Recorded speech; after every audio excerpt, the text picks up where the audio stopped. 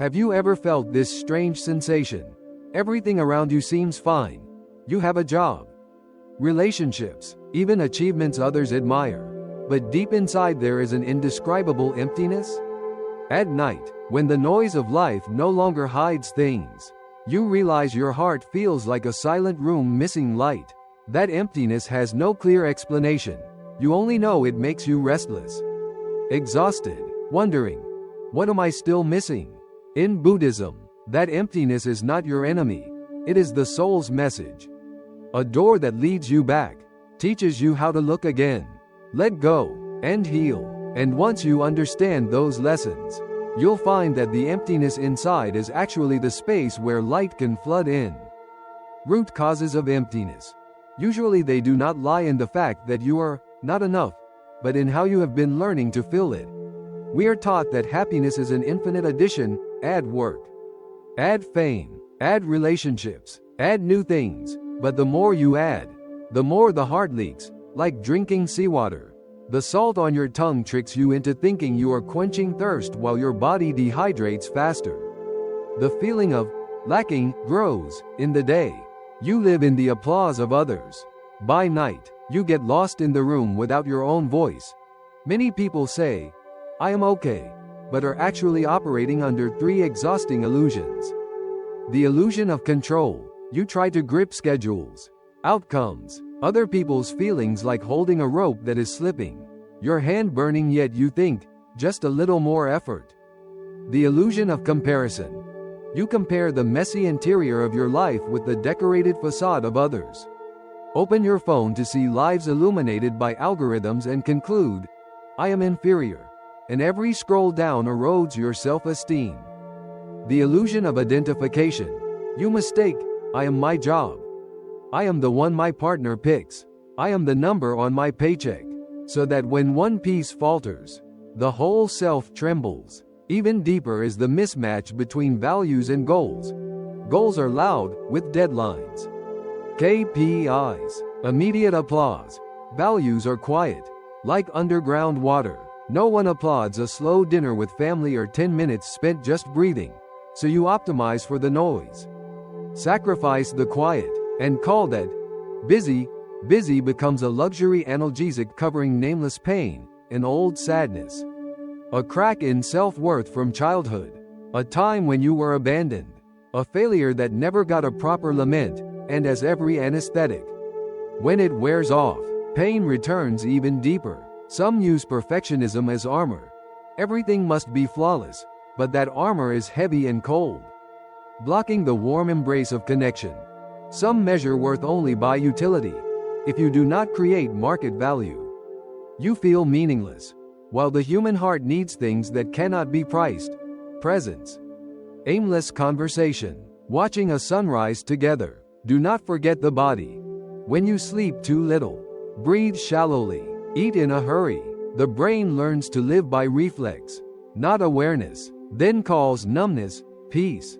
From a Buddhist view, all these mechanisms are expressions of tanha, craving, dosa, aversion, moha, ignorance. We cling to feeling full, fight against feeling empty, forgetting that fullness and emptiness alike are just passing clouds across the sky of mind. When a day goes by full of just to then, do this so that, buy this so that, post this so that, without any moment of for right now. The emptiness inside swells like a room without windows. That emptiness, if not named, will make us up the dose of what once helped us forget. More work hours, more screens, more distractions. But precisely then it is an invitation to return, not to pour more into the cup, but to look closely at the leak, to see why the water keeps running out. Understanding the true source is half the path of healing, because when we recognize we are not broken, just using the wrong tools for a very human need, to be seen, to be touched, to be fully alive in the present, then the emptiness begins to soften, soft enough for us to step into the next lesson. Lesson 1. Recognizing the emptiness. Before healing, we must look it in the face and call it by its true name. Much of our suffering persists not because it is too big, but because we turn our back on it. Wrap it in busyness. Cover it with reasons. Practice begins very small. Pause for half a beat. Exhale longer than you inhale. For example, inhale for 4. Exhale for 6. Put one hand on your chest, the other on your belly, and silently ask, where is the emptiness in my body? Point out a specific spot, the hollow of chest, upper abdomen, throat, instead of saying vague, everywhere. Then rate its intensity from 0 to 10 so the vagueness becomes shape. Do not try to chase it away. Just stay with it for 3 breaths. Step 2. Name the texture of the feeling: heavy, empty, cold, numb, piercing. Naming is like lighting a lamp. Naming is taming. Step 3. Widen attention not only to the empty core but also its edge, the fringe where the feeling touches the rest of your body. Often at the edge there are subtle points: alive, gentle heartbeat, fine vibration, warmth. When the edge becomes clear, the mind is less swallowed whole. If thoughts come in telling stories, I am useless, I'm missing something, note, this is a thought. Like watching clouds drift without chasing them. A simple rain framework can help. Recognize, notice the emptiness. Allow, let it be present for a few minutes without fixing. Investigate, explore through body, where it touches, shape, rhythm, more than through interpretation. Non-identify. Remind yourself, this is an experience passing through. Not me, for ease. You can whisper as if speaking to a scared child. Hello, little one. I see you. You're safe here. And stay 30 seconds more even when you want to run. That 30 seconds expands your window of tolerance. A 2-minute ritual daily. When phone rings, choose a ringtone like temple bell, gong to cue mindfulness. Stop. Write in a journal template. Right now I feel _____ at ____ with intensity ____. 10. What I am avoiding is, what I really need is.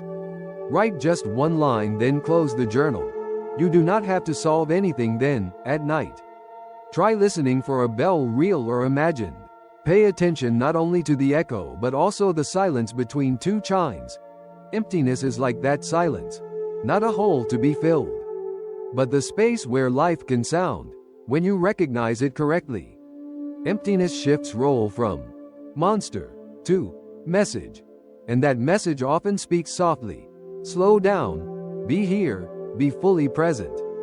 That is the soil for moving into the next lesson about impermanence without fear.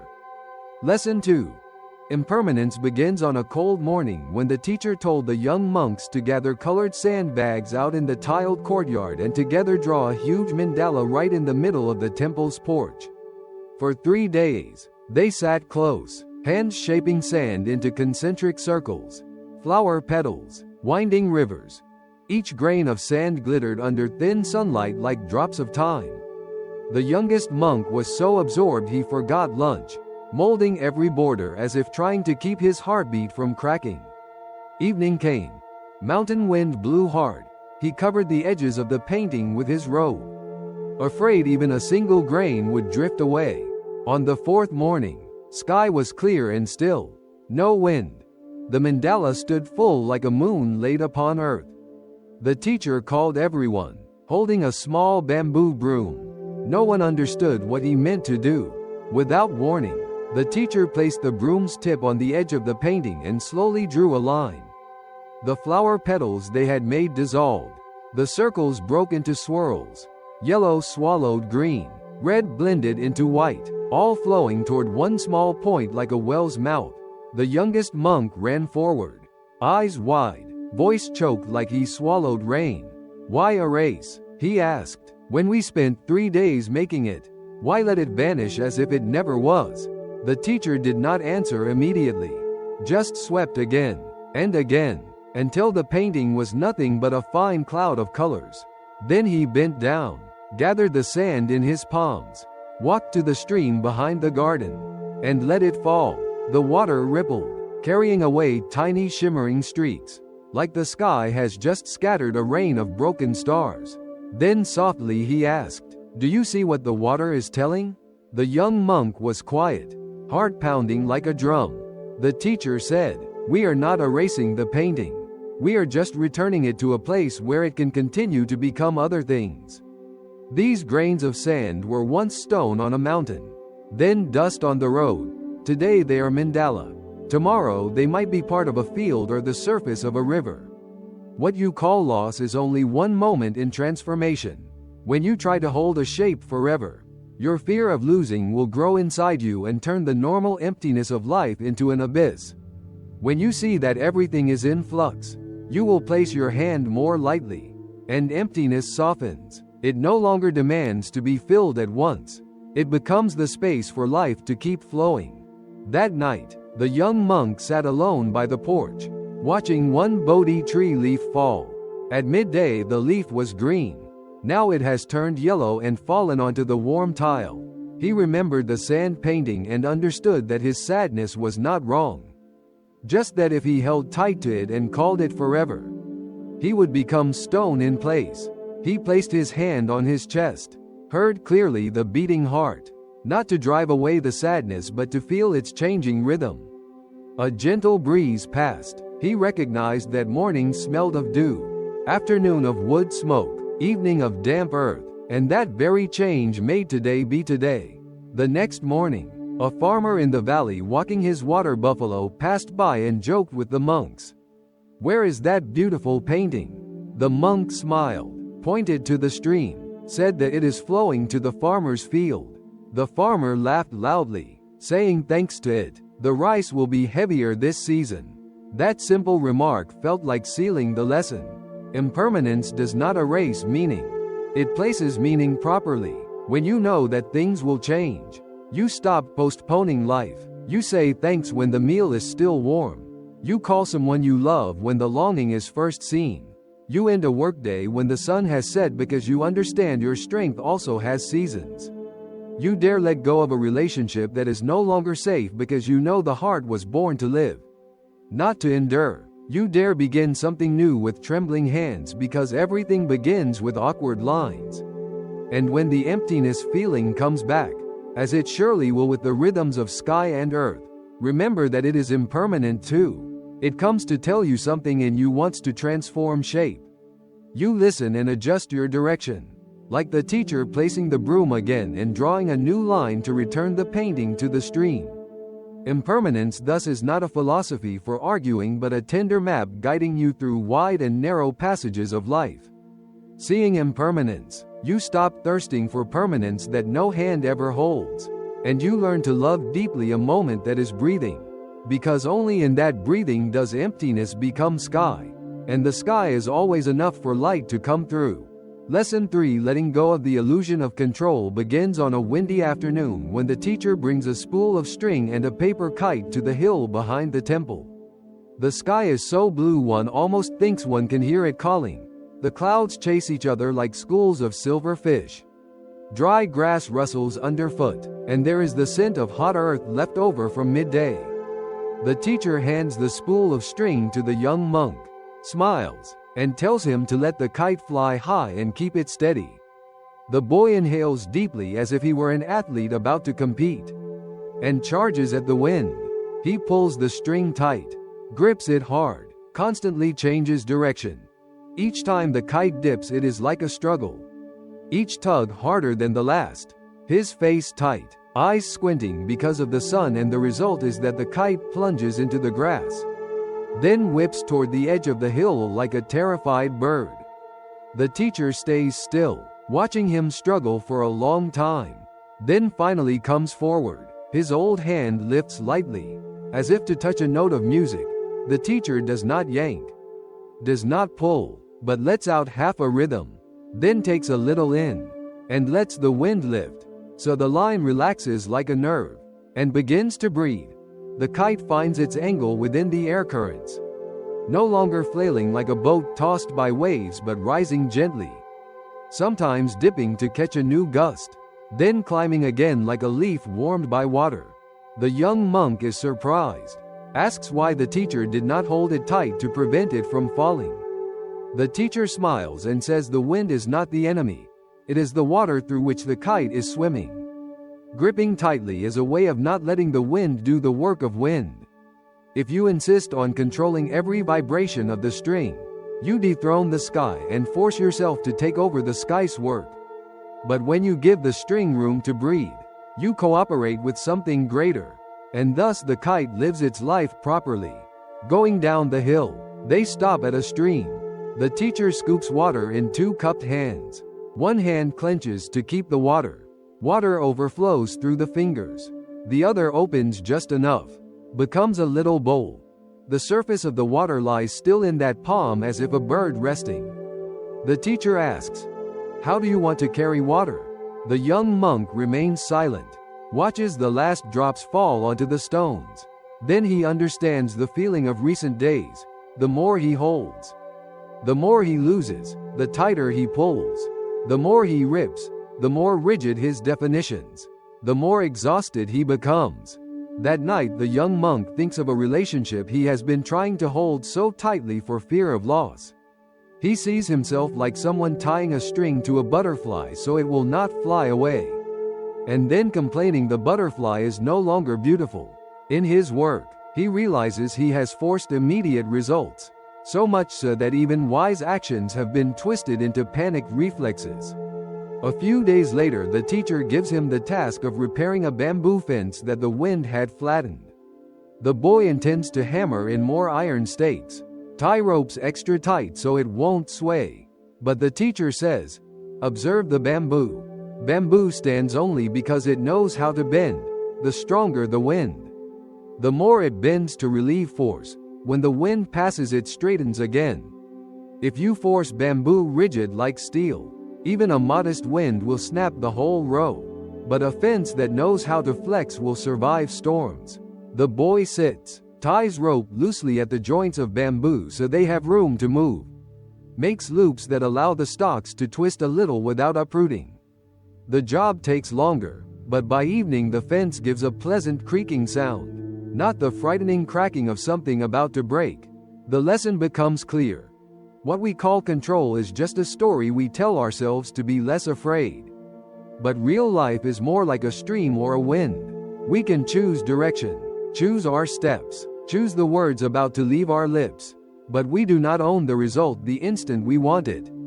Much of the emptiness inside comes from trying to force reality along a ruler drawn in our minds. Every small deviation shocks us. Every delay a self-judgment. We mistakenly think tightening more will bring peace, while peace comes when we realize that some work is up to sky. Some disturbances do not require our reaction.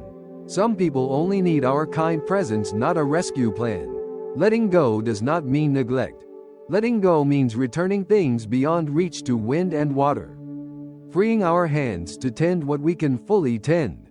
This is the difference between control and care, between hard and resilient, between living like you are fighting everything and living like dancing within a greater melody. And when you understand this, that emptiness inside ceases being a black hole sucking energy. It becomes an unstructured space where you place lightly what cannot be changed and pour energy into what can be. Just like teacher letting out half a rhythm so the kite neither falls nor suffocates. And the sky rewards immediately by lifting the kite one level higher. Lesson 4: Cultivating compassion opens on a damp, chilly afternoon. Low clouds hang like they might slide down onto the roof tiles. The young monk sits on the temple steps with a heaviness in his chest that feels like a wet stone. From the temple gate, a thin woman carrying a drowsy child shuffles in, asking for a bowl of warm water. The monk hesitates, unsure whether from poverty or because the emptiness in him has made him lose the habit of reaching out. The teacher says nothing, but goes straight into the kitchen, kindles a fire with dry twigs, boils a thin congee from grain leftover normally for feeding birds.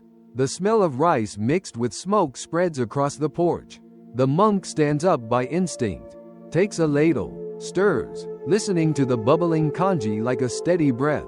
When he brings out the bowl, he realizes his hand, once cold, is now warm. And when the woman bows her head and murmurs thanks, the emptiness in the monk's chest shifts, like ice cracking, not melting away entirely but splitting into fissures letting water through.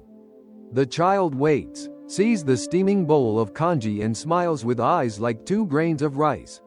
That smile is like a spark touching dry wood. Not grand but enough to brighten the stove. After they leave, the monk asks the teacher why giving a bowl of kanji made him feel lighter. The teacher leads him to the rain collection cistern at the porch's edge. Pointing to water collected there, says, "Water kept sealed too long becomes foul. Water which has a way to flow stays clear." Compassion is not doing something great so people will remember. It is opening a passage for flow through yourself. When only asking, "What am I missing?" the flow stagnates. When instead asking, "Who can I help today? Who can I just listen to a while?" the stream begins reconnecting on its own. That night, walking down the dark hallway, the teacher lights an oil lamp and lights 4 or 5 others from it. The room brightens gradually while the first flame does not go out. The young monk suddenly realizes what he has heard many times but not fully understood. Light does not diminish by sharing. It only loses loneliness. A few days later, heavy rain turns the dirt path into mud in the valley. A wooden wheeled cart slips into a muddy rut.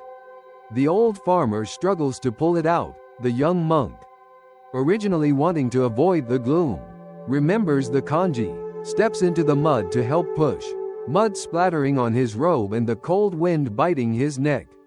But in the smell of earth and sweat hears a very small sound like the latch of a door opening in his chest. When the cart gets out, the farmer grasps the monk's hand, calloused but warm, and the monk realizes that he belongs to something bigger than his personal sadness. That night, sitting under the Bodhi tree, thinking of all the times he tried to fill himself with results, praise, with perfect plans, and comparing them to one bowl of kanji, one helping hand, 1 minute of being fully heard, all those grand things suddenly felt noisy and empty. Compassion here is not self-sacrifice to exhaustion, but placing attention rightly so life flows through you. It is a heart spacious enough to know that everyone carries invisible burdens. When we let others stand under the shelter of kind presence, we find a shelter for ourselves. And the emptiness that once haunted, when connected into life's flow, turns out not to demand many things but only a passage. On that passage, each bowl served, each story heard to its end, each breeze brushing away someone's tear you chance to meet, all are small supports building a bridge, carrying you from the bank of loneliness to the bank of connection. Walking on that bridge, you no longer ask how to be full, because you understand fullness is a verb. It is when life's flow is not blocked by me, but continues through me. Lesson 5: Finding meaning in the present begins on a misty morning when the teacher gives the young monks the task of carrying water from the stream in the valley up to the reservoir behind the temple before noon. A simple enough chore, yet enough to push everyone into the familiar hurry of people who live by goals. The youngest monk takes the carrying pole, startled by the damp wood pressing on his shoulder. He slips on the first stone step and scolds himself. Must go faster. Fill the reservoir before the noon bell. Must finish so he can move on to the next task. Imagining the moment of victory when the water overflows and the teacher nods in praise. The water in the 2 buckets swings with each impatient thought, spilling little trails down grassy paths, while the emptiness in his chest strangely swells like a shadow that keeps pace with each step. At the 3rd bend he meets an old woman carrying vegetables going the opposite way. She stops and asks for a drink because her throat is dry. He hesitates, eye on the reservoir above like it is a racing clock.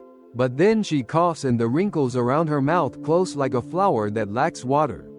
He opens the bucket lid, scoops for her in a small bowl.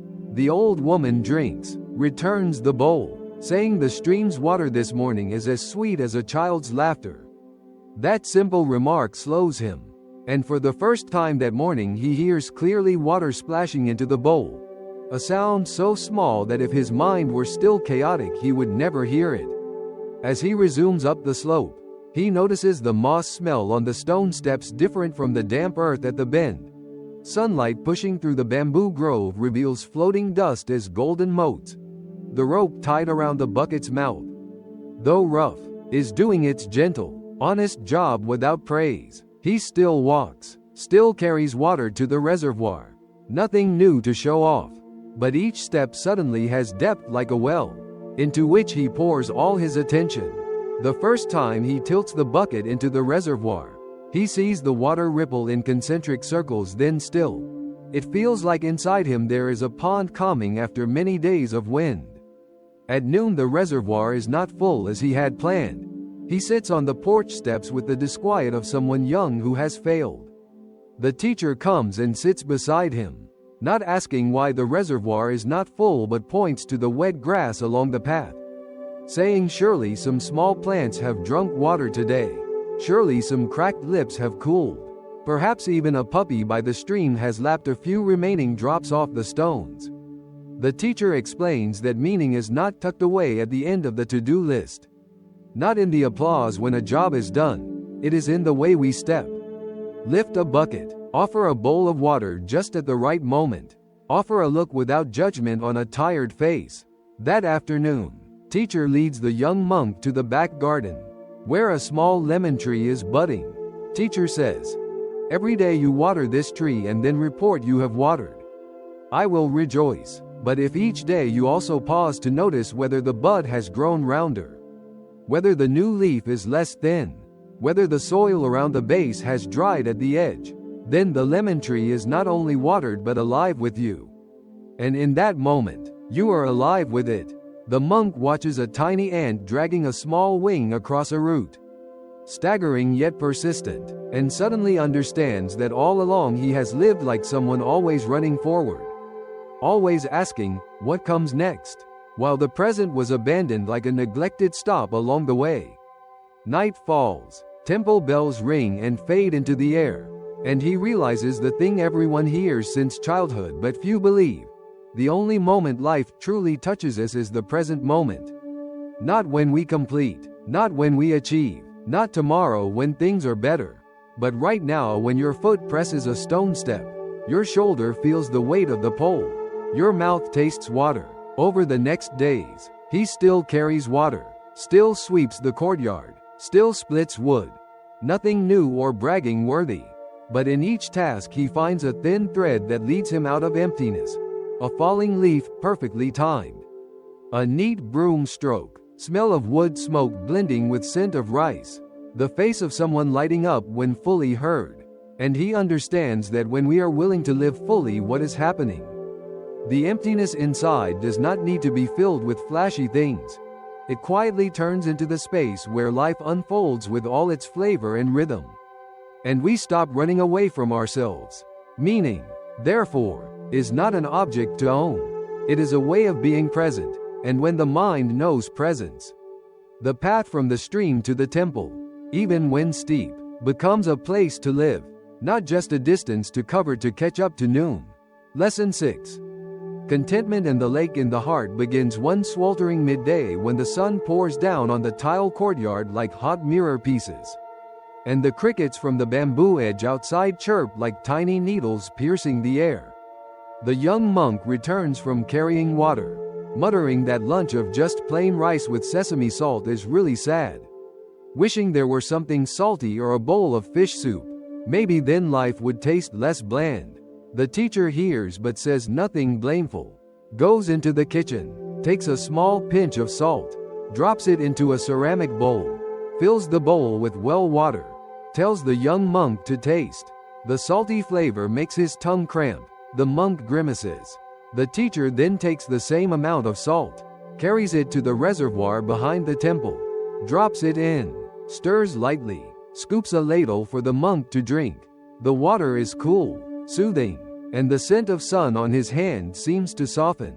Surprised, he asks how salt can taste so bitter in one bowl yet sweet and cool in the reservoir. The teacher smiles and says, because the bowl is small and the reservoir is wide. Life is like that. Sometimes what you call emptiness isn't because life lacks something tremendous, but because the bowl in your heart is too narrow.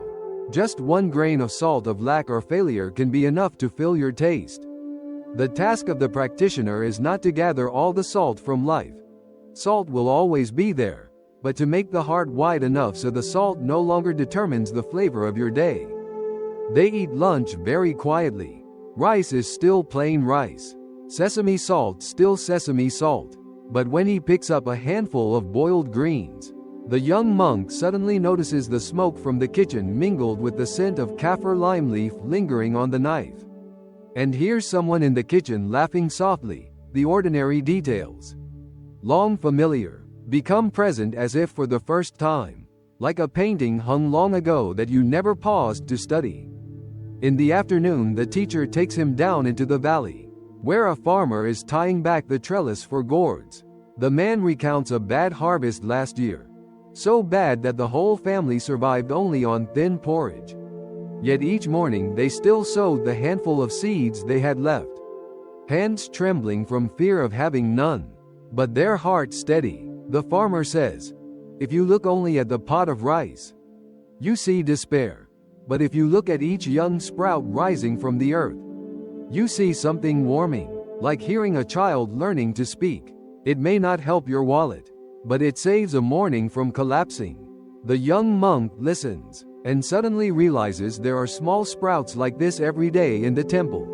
A broom sweep done with care. The ting sound of bowls clinking when washed. The shadow of the Bodhi tree spreading across tiles in the sun. All had been present, but he had missed them because he was waiting for something great to fill him. That night a wind blows across the roof tiles, rustling like waves on shore. The young monk sits on the porch, looking at the gray sky, suddenly remembering times when he got what he wanted yet still felt empty. Times when he had a new shirt but before it warmed him, he was thinking about the next. Times when he was praised, but before he could smile, worried the praise would diminish. He realizes he has been living like someone with thirst trying to drink through a straw full of holes. The more he draws, the more exhausted he becomes. Contentment is not about enduring having less, but about patching the straw, about enlarging the lake within so that a little salt of life no longer turns the whole taste bitter, about stopping long enough so what is already here has a chance to give fragrance, like today's lunch. Plain rice becoming scented by the river and the fields. A few days later, pilgrims visit the temple. Among them is a man who just lost his job, wearing a forced smile. The teacher invites them to drink water from the reservoir behind the garden. The man tilts his head and drinks a gulp, then breathes out long, as though he has set down a burden. The teacher tells him the story of the grain of salt and the reservoir. Losing a job is just one more grain of salt in life. Very bitter if held in a bowl, but if you each day open a little space by looking at what is still there, still good, still wanting to live with you, then the salty taste no longer rules. The man is silent a long time. Then he laughs, genuinely, the smile forming a thin bright line at the corner of his eyes like sunlight piercing through leaves. Back in his room, the young monk places his bowl down and tells himself, "From now on, when I feel bitter in my heart, I will not rush to conclude that life is bad before trying to change life. I will try to change my container." And he begins to see that contentment does not kill ambition but frames it, so it does not turn into endless hunger. Contentment does not demand giving up dreams but teaches gratitude along the way. So every step toward the goal already carries the flavor of the goal. In that underground current, the emptiness no longer is a dark pit swallowing every sound, but becomes a sky through which cool wind passes, where one grain of life's salt falls and dissolves, leaving a quiet sweetness of water, a sweetness he had thought he would have to travel far to find. But it is already in the reservoir behind the temple, in the lake growing wider in the middle of his chest. A week after the grain of salt story, the mountain market opens early. Street vendors hang shiny ceramic bowls like small moons, and the young monk suddenly desires to replace his chipped bowl he uses every day. He lifts a new bowl, sees his own rounded face reflected in the green glaze, then looks back at his old bowl sitting in the kitchen. The chipped rim reminds him of the time he dropped it when scooping soup clumsily, the brown scorch mark at the bottom the result of an evening he forgot the stove fire. The teacher neither tells him to buy nor to refrain. He merely asks softly, "Do you want the bowl for drinking water? Or for seeing your reflection?" The simple question makes him freeze in the marketplace. He suddenly sees the old bowl as a diary made of clay. Each scratch a day lived. Each glaze batch a lesson paid for. And unconsciously he realizes contentment is not shutting your eyes to beauty new, but not closing them to the quiet beauty of what you already have. Like knowing how to enjoy tea in the second steep, where the flavor deepens and is more refined. That afternoon a heavy rain soaks the kitchen smoke and the cooking pot scorch. The smell of burnt rice drifts across the porch like a confession. The young monk panics, thinking the meal is ruined. The teacher scoops off the burnt layer onto plates, drizzles a little fish sauce, lifts the lid so steam rises. The crackling crisp edges tickle his tongue. Everyone eats and laughs. He is surprised that what he called ruined becomes the evening's delight. In that simple moment he understands another branch of contentment. If you let happiness happen only when conditions are perfect, you will miss most of life. But if you know how to shift perspective by half a step, a mistake can become flavor. A rainy day can become an occasion to come closer together. A few days later the whole temple goes down into the valley to repair the irrigation canal feeding the vegetable plots. Erosion has made water stray, and the young monk initially stands at the far end, waiting to see when enough water arrives. Heart burning like charcoal, the teacher tells him, "Look at the ground at your feet. Firm up a short patch. Place a stone in the right place. Draw grass over the edge." Water immediately changes course and spills into the next segment. Each meter of water flow is a small milestone. Meaning reveals itself like a string of fireflies in twilight. Not dazzling but enough to light the path. And he realizes contentment does not extinguish desire. It gives desire a breath. So today is enough for today while tomorrow still holds flame. That night, back in the dorm, the young monk washes his chipped bowl under running water, his fingers tracing the chipped rim and lingering a little longer as one would greet an old friend. Water flowing over the crack makes a delicate trickling sound like a small stream meeting stones. The sound makes him remember the grain of salt and the reservoir. Remember the burnt rice and the newly cleared canal. Everything comes together into a simple, lasting understanding. Life will always have salt grains, cracks, scorched rice, broken canals. Contentment is the art of seeing where water still flows, where sweetness still exists, where your hand can reach to make small things enough. And when the heart learns that art, the emptiness that once made him bewildered widens into elate. The same grain of salt dropping no longer makes bitterness. It only makes the water shimmer under a quiet moon. Lesson 7. No self, and the flute in the wind begins after a long night of rain when the stream behind the temple is full of silt and the bamboo grove leans over. That morning the young monk follows the teacher to the forest edge to clear the path for pilgrims. And they find a large bamboo trunk, struck by lightning, lying across the slope. Its dark green skin is marked with black burn scars, and raindrops hang in its nodes like forgotten glass beads. The teacher bends down, selects a section just the right size, places it on his knee. The blade moves slow and precise like a long breath. Fibers of the bamboo split, revealing its hollow core. A fresh bamboo scent rises, making the young monk feel suddenly lighter in his chest. The teacher says, "Bring it to the back courtyard. Today we make a flute." The boy is flustered. He has never held a flute before, and does not yet understand how something hollow like bamboo could make a sound that fills a courtyard. But the teacher only smiles kindly, says, "Some things must be hollow to produce sound, some emptinesses, if one is not afraid, will become music." They reach the courtyard. The teacher sits on the step, left hand holding the bamboo tube, right hand using a knife to shave the edge. Sparrows hop on the roof, chirping as if counting rhythm. The young monk watches every motion as if following a silent sermon. The teacher measures distances between holes, gently warms the bamboo over the hearth to dry it. then uses a small heated awl to burn spots at each hole.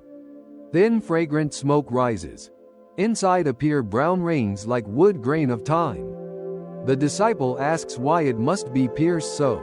The teacher replies, because if you want all sound to stay inside, no sound will ever be born. To have song, the breath must pass through. The bamboo must have openings so wind goes in and out. Keeping everything closed means silence. Opening properly means music. Hearing this, the young monk remembers times when he tried to hold on to a relationship. The more he held, the more silence, the more breath was lost. He begins to understand something he had felt but not named. When the flute is finished, the teacher hands it to the boy to try. The first breath produces just a wind noise, scraping the flute's edge, like someone exhaling softly. The boy flushes. The teacher does not rush, saying, "Place your lips more gently. Do not force the sound. Do not try to master tone. Let the breath flow like water brushing a riverbank." He tries again. This time a full note arises, like a drop of honey falling on stone. The note is so pure the boy lifts his eyes in pride. Immediately the next note warps, slides away like a fish slipping from hand. The teacher only smiles, takes the flute and plays. The teacher's note is not loud but travels far. It slips beneath damp roof tiles, crosses the courtyard, touches the water in the cistern, sends ripples, follows the line of the drying robe hung on the clothesline, hides in the trembling leaves of the Bodhi tree and emerges in a drawn-out lingering sound. At its end there is silence that sounds like a mountain exhaling. The boy stands still. On the teacher's face he sees no one trying to prove his skill. No one clinging to anything. Just someone letting wind borrow the bamboo to pass. Letting breath borrow lips to speak. Letting silence borrow sound to become visible. The boy wants to ask, who owns the flute's sound? But he fears the question might shatter what has just arisen. The teacher places the flute in his hand and says, the sound just now belongs neither to me, nor to the bamboo, nor to you. If I must name it, it belongs to the meeting of wind with bamboo, breath with lips, ear with courtyard. Each thing gives some of itself and takes part of another. Then the teacher points inside the flute and asks what is inside. The boy says, emptiness. The teacher says, exactly, it is that emptiness that is the house of sound. And the emptiness in your heart is like that. If you let life's wind pass through it, there will be a melody, but if you block it, it is just a useless tube. That afternoon they bring the flute to the porch. Clouds still cling in streaks like a cloak drenched by rain. A farmer returning from the valley pauses by the gate, leaning on his hoe, listens to teacher and student practicing. He says the flute's sound makes him remember harvests long past, when his son ran and laughed beside the rice paddies. The laughter was like a high note pouring from above. The young monk is surprised that a fragile sound can awaken an old field. The teacher says, sound is a shortcut into memory. Memory is the part of life of others already dwelling in us. All this happens only when we allow ourselves to be empty for a moment. If we fill ourselves with thoughts about ourselves, there will be no room for life's sound to flow through. Night falls, sky dries out, stars begin to appear. The teacher hands the flute again, says, tonight if sleep is hard, play a melody for the sky. The boy tries many notes. Only a few come clean. But surprisingly after each note he speaks less of himself, less of blame or praise. Starts speaking of the moon streaming over tiles, of night smells the city never gives, of insects sounding like small workers tapping the earth to call for dawn. In a few days he leaves the temple, leaves behind a small paper note. I have realized I thought love was keeping a sound forever. But it turns out love is knowing where to open the flute so that sound can go. When someone wants to turn away, respecting them is not sealing all the holes and forcing silent performance till dusk, but putting the flute down and listening to the new silence. Maybe in that silence another song waits. I no longer hate emptiness, because I see emptiness as the place where a different music can enter. One morning when sky is clear, dew still beaded like tiny rounds on spiderweb between two guava branches. Teacher calls him to the back garden, points at the largest dewdrop, asks, "Look what lies inside." The boy sees a small sky in that drop, inverted leaves, sees himself bending like a tiny dark point. The teacher says, "That one drop no bigger than a fingernail can contain a sky, not because it is big, but because it is clear. If it were muddy with earth, the sky would still be there but no one would see." The human heart is like that, when clouded by stories of defense, pride, self-blame or over self-pity. The sky of life is right here yet unseen. When the heart is clear for a moment, not perfection, just letting down, the sky steps in. In that moment, emptiness no longer is a cavern. It is a mirror. A mirror does not keep the sky for itself, it just lets the sky pass. And thus it no longer fears loss. A early summer evening, warm wind blowing off the fields makes the tile courtyard sweat. Teacher and student sit under the Bodhi tree. A farmer brings newly cut rice, fragrant like fresh milk. They talk of the harvest, of children entering first grade, of a neighbor's dog having 6 puppies, small warm things. The teacher suddenly asks if the boy still wants to carve his name on the flute. The boy shakes his head, says, "If I carve my name there I might forget that the flute's sound needs many other names." The teacher laughs. "Perhaps you carve your name at the place where your hand rests, so that each time you play you remember this hand is just a part. Remember to hold lightly so other parts have space." The boy feels a cool stream in his chest, as though a window has just opened. He no longer rushes to answer, "Who am I?" because that question closes. But when he asks, "How may life pass through me more beautifully?" that question opens. And when the question opens, the emptiness in him opens too. In later rains, as bamboo trunks snap in the grove, the boy picks pieces to bring back, not to make a new flute to replace the old, but to remember that he was born from transformations, that bamboo was once grass, that flute once was a bamboo node, that sound once was wind, that person once was child, that child once was a clear drop.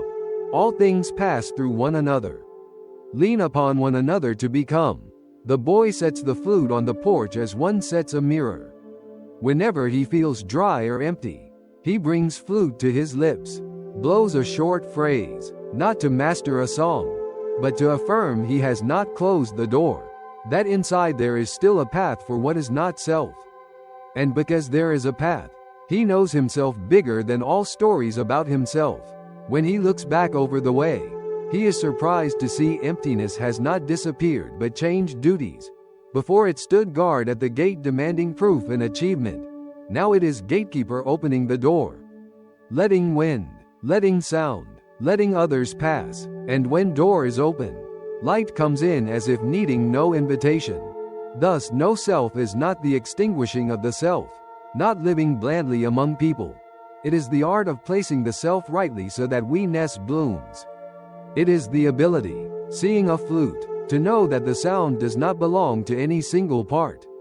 It is the courage to admit that the emptiness inside is source of song, not a wound to hide. One who learns this will no longer be shaken by life's changes, praised or blamed alike. Will remember they are just letting a breath pass through. When loving, remember to open flute holes so the other can breathe. In working, remember to leave space for your team to speak. In sorrow, sit there and let sadness pass like a slow song. In joy, let joy overflow to the one beside you. Let everything flow through you like water seeking river, and you will fear less, hold less, harden less. More of sound that can soothe the afternoon, more of silence that can form the bed for a star-filled night. In a life like this, the emptiness no longer is a piercing question. It becomes a hollow bamboo, polished smooth, greeting each morning's wind, carrying moonlight each night. And whenever you place lips to it, reminding with a gentle note that all beautiful music is born from an emptiness that knows how to open a path. Why Nia? Bo Na. trong fat gao ba cash by hoc ne lin quan. De ho tro them, min gi thich non ve kai naim vo na, no self, trong fat gao. Ba cash by hoc ne dung hin en sao tre de min wa. Anatta, Pali, Hey Anatman, Sanskrit, La Gao Li Rang Kong Ko Kai Na Bat Bien. Bin Ku, Tak Roy Trong Con Noi, Tuk La Kai Ma Ta Gila, Toi, Thuk Ra La Mo Tap Hop Kak Yu Tu, Then. Cam, Tri Jock, Han, Thuk, Luon Thay Doi. 1000wordphilosophy.com +3 Wikipedia +3 Lions Roar +3. Bo na lin quan truck teep toi viet kong bam chat bao, kai toi. Kong ko giu dan zung. Ket qua, pin an he vi tro nu the chung la ban chat bat bien kua min. Ki bam chat, ta de mak do ko. Ki buong duok. Ko quang trong de hoi tho. Am ton. Doi song di qua. Parallax Press +2 Bar Center for Buddhist Studies +2. Trong Bai Hoc Ne, Hin An K Sao Tre Duok Lam Tu Then Tre Rong Rad Dep V.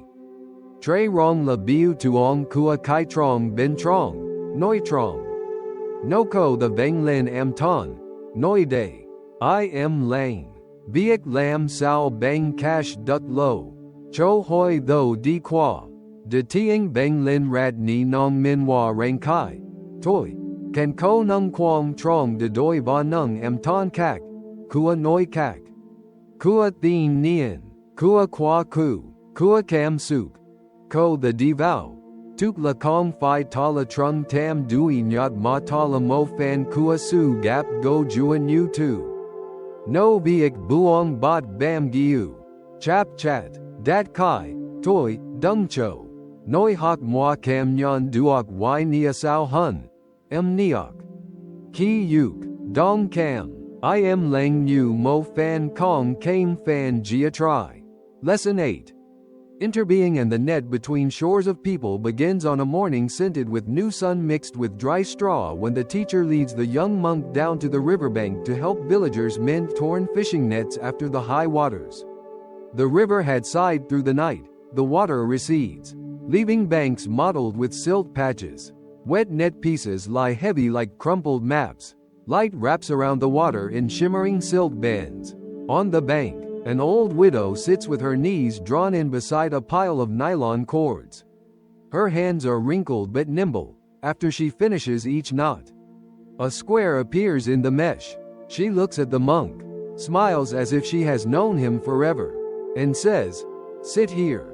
Try tying a knot, child." He clumsily threads string through string, ties tightly, thinking the tighter the better, more durable. The old woman gently shakes her head, says, "Do not tighten until there is no breath. The net needs room to breathe. The mesh needs moderation. If you tie tight like that, the fish cannot slip through, but water cannot flow either. The net becomes heavy. The person carrying it becomes weary." Then she undoes his knot, reties it just right, not tight, with a lightness as one might observe a bird landing and then flying again. The young monk watches the net being formed and in a moment remembers himself. A time he squeezed every word so it fit a mold, clutched feelings so they would not fall, packed his days into goal after goal until every day felt stuffed. And like the water-logged net, his heart became tired. The widow, nodding, tells how her husband died in a flood season, how once heavy winds snapped part of her net, how she wanted to leave for the hills, but next morning saw village children borrowing that torn net to spread books under the sun on the silt banks. Sunlight painted bright squares on pages as if windows. She suddenly understood the net that catches fish is one life, and the net that shelters pages from sun is also one life. Identity does not only have one use. Sometimes a torn place in your life becomes useful somewhere else. She says in sorrow people see only the holes, but life is in countless knots, each knot a greeting of peace between things that seemed unconnected. The monk sees the knotted nets on her hands, each knot a meeting, each meeting a necessity. thinking of the phrase interbeing the teacher once mentioned, a seed not yet sprouted in his heart. At noon the teacher leads him through a harvested field, wind sweeping through rice like whispers. A farmer, sweat soaking his back, lifts his hat and greets them with a smile. The teacher asks to borrow a handful of rice, gently squeezes it, the husk splits, revealing white grain lying neatly in the farmer's brown palm. The teacher says, "Can you see the cloud in the grain? Without rain, no rice. Look at rain. Think of the sea.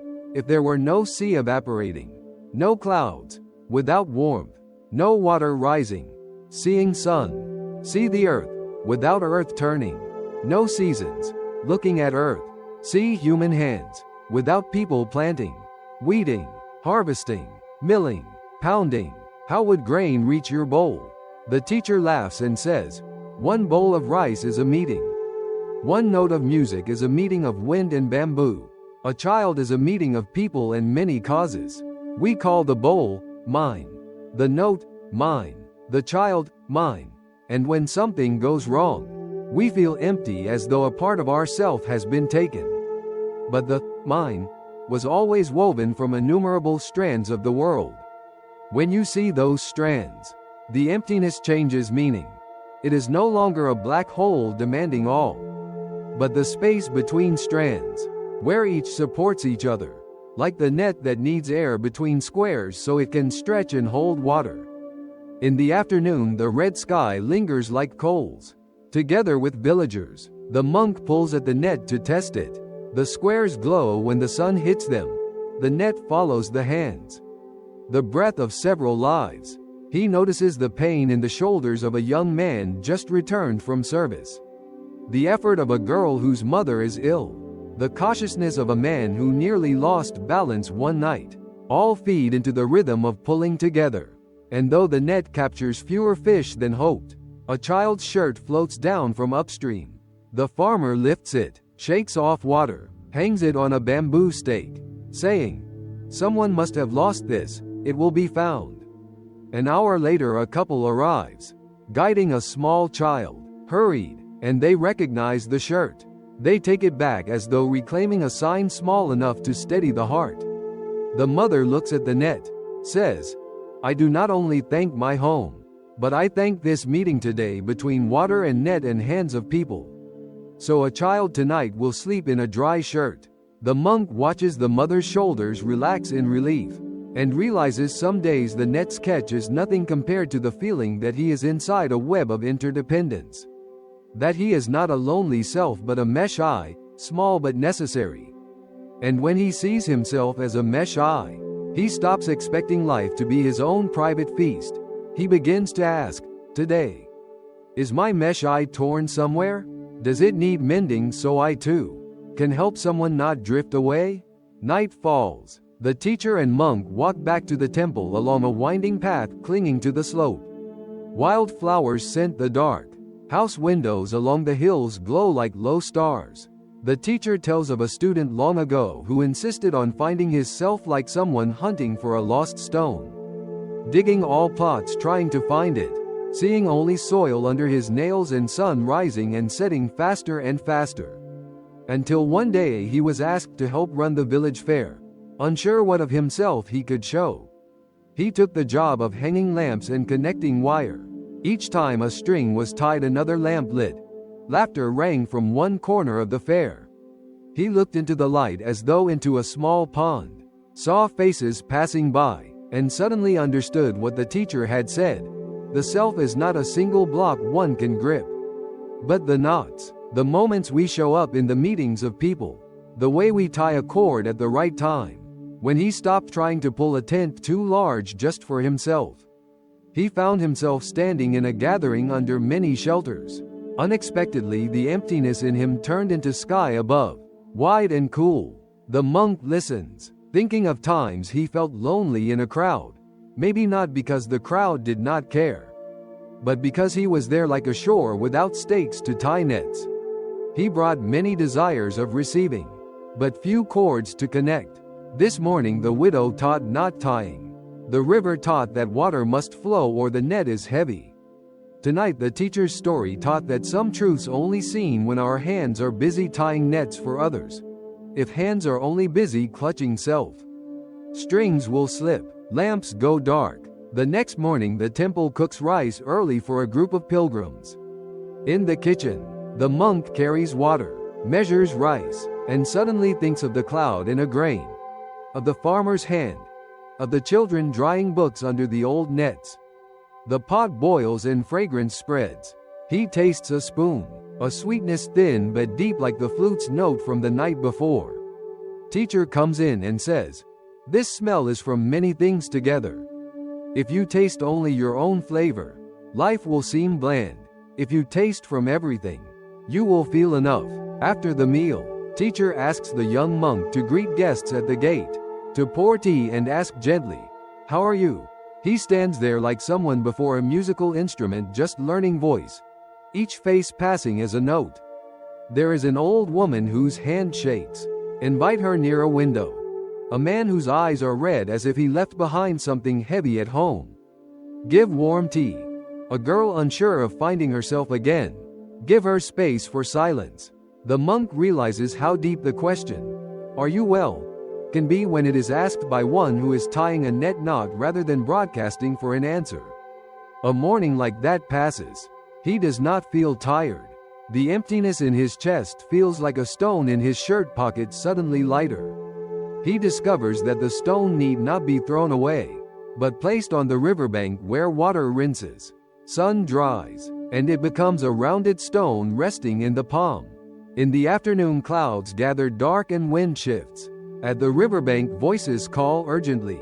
A small boat loaded with goods is stuck on exposed mangrove roots after the rain. The current twists the boat. 3 or 4 people wade in to help, using the freshly tied net as rope. The new net squares made yesterday now serve. The net catches no fish today, but it helps save someone's life. The monk dives in, mud climbing his legs, rain biting his skin. But in the chaos there is gentle order. Someone on shore steadies. Someone in water pushes the boat. A child runs to fetch stakes. The widow's voice rings out like a conductor without harshness, "Pull. Shift. Tilt left just a bit." One shout and the boat frees itself. Slides into calm water. Everyone collapses laughing in joy. The net drenched over someone's shoulder smells of river. The monk looks at the net squares heavy with rain and sees them beautiful, like window panes in hillside houses at dusk. Rain stops abruptly. The river's surface ripples into expanding circles. The boat owner trembles with gratitude, saying perhaps without these people today he would have fallen into the current. The teacher stands drenched, smiling, says, "If not for you, our net from yesterday would be only cords, if not for the river. Our hands would be in vain, if not for rain. Who knows if net would hold, if not for mangrove roots? Who knows we need each other." The monk hears and understands that interbeing is not a philosophy hung on the wall. It is breath of this scene, of this person, of this rain. It says no one is self-sufficient alone, and to recognize that does not make one small. On the contrary, it opens a window in you so wind may pass. And whenever wind passes, sound comes in. And with sound, your heart becomes less burdened by meaningless noise. The emptiness becomes clear as a dewdrop on a spiderweb. At sunset the sky peels back. Dark cloud strips lift off mountain peaks to reveal a golden sliver like a crescent moon. The village spreads out food on porches to dry. Sweeping the river path sounds cheerful. On a bamboo stake the child's shirt has dried and curled. The mother returns with bananas for the temple. The little child, holding a bunch of bananas like a torch, runs across the grass, stops in front of the monk and asks, "How did the shirt find its way back home?" The monk points at the river, the net, the shore, the person, the rain, then at the child's chest, and says simply, "Because many things met for the shirt to find you." The child nods as though understanding something big, then smiles, and that smile makes the monk feel he too has been given back something lost for long, a shirt named belonging. That night back at the temple, The young monk brings the flute to the porch, plays a short phrase. The sound rolls through open windows, mixes with the sizzling of vegetables in the kitchen. The kettles hiss. He no longer wonders whose voice it is, no longer measures how much he has perfected. He just sits knowing he is one mesh eye in a great net that holds the village. He knows every breath in and out is a knot between him and sky. He recognizes that each time he sets a cup of tea before another is a knot tied in the net. And maybe the emptiness he has carried so long is simply a slack part of the net reminding him to tighten just enough, so water may flow without flood. Fish pass without slipping through. People pass without falling, so he may pass through long days still feeling warm of someone's hand pressing his. Lesson 9. Right speech and the art of patching the world begins on a scorching midday when the market at the foot of the mountain has just broken up. The dirt road back to the temple still holds straw and echoes of people. A man comes running up to the courtyard, his shirt dust-caked, his eyes red, saying he accidentally yelled at his son in the market because the boy dropped a basket of fish in front of a shop. The child was so silent his body went numb, then wandered off along the riverbank. The father stands alone in the crowd, suddenly feeling in his chest a land being plowed, not because of the fish lost, but because of the boy's look before turning away, a look neither angry nor crying, just closing like a door. The teacher hears this, neither judges nor promises change. He leads the man and the young monk out to the back garden where there is a low wooden table. On the table a clay bowl, a jug of water, and a pinch of ash taken from the kitchen fire. The teacher fills the bowl with water, then drops the ash in. The water immediately turns cloudy. Ash swirls in gray streaks touching the rim. The teacher asks what the man sees. He replies he sees dirty water, undrinkable. The teacher says ash is like a spoken word, once thrown. It disperses fast, even if you want to scoop out each piece. It is too late, but he does not stop there. He takes the cloudy bowl and pours more water from the jug until the ash settles, until the water becomes clear again, with only a faint pale layer at the bottom. The teacher says, when you have thrown ash in the bowl, the first thing isn't to stir more, nor to hastily throw it away and get a new bowl, but to pour more water, with words said in the right place, at the right time. Pour with your presence. Pour until what is murky finds a resting place. The man sits still for a long time, as if hearing a tiny crack shifting inside his ribs. The young monk, standing beside, remembers times he spoke a sentence fast as shooting an arrow, then regretted watching it fly off its path. He sees that speech is a creature with legs. Once out of the mouth it goes into forest, climbs trees, creeps into caves, becomes wind, becomes stone, becomes thorns, or if lucky, becomes a young leaf. The teacher whispers that speaking well is not about speaking less or more, but about knowing which words pour water and which pull water back in another's bowl. In the late afternoon, clouds stretch thin. The teacher leads the two through the first house of the potter in the village. The kiln is red hot. The scent of wet clay meeting fire is sharp, fragrant. The potter shows a newly made vase put out on the porch. The body of the vase is still warm, the walls still soft. The teacher asks to borrow an unbaked clay flute from the potter. The potter hands it over. Teacher blows a note, then gives the flute to the monk, telling him to press his ear when the teacher speaks. The monk places the clay flute to his left ear, listening closely to the teacher's voice with his right ear. He discovers that the clay tube amplifies very small sounds. Every tone that comes out leaves a trailing shadow. The harsh consonants ripple rough as stripes over water. The vowels fall gentle like dew on grass. The teacher says, "We imagine words leave and vanish, but in truth each sound leaves a thin trace on someone's lake surface. That trace might dissipate in a light wind, or accumulate into waves in stronger winds. And sometimes just one very small word is enough to capsize a boat when the other person is standing at the water's edge." The young monk remembers the boy who walked off by the riverbank. remembers the shut look, and realizes there are doors shut because of fatigue, tolerating blades wrapped in truthful words. The teacher turns to the man and asks, "What did you say in the market?" He replies, "He said, you dropped the fish basket, and that he was too tired." The teacher nods. He says, "Truth is like fire, used to cook. It warms.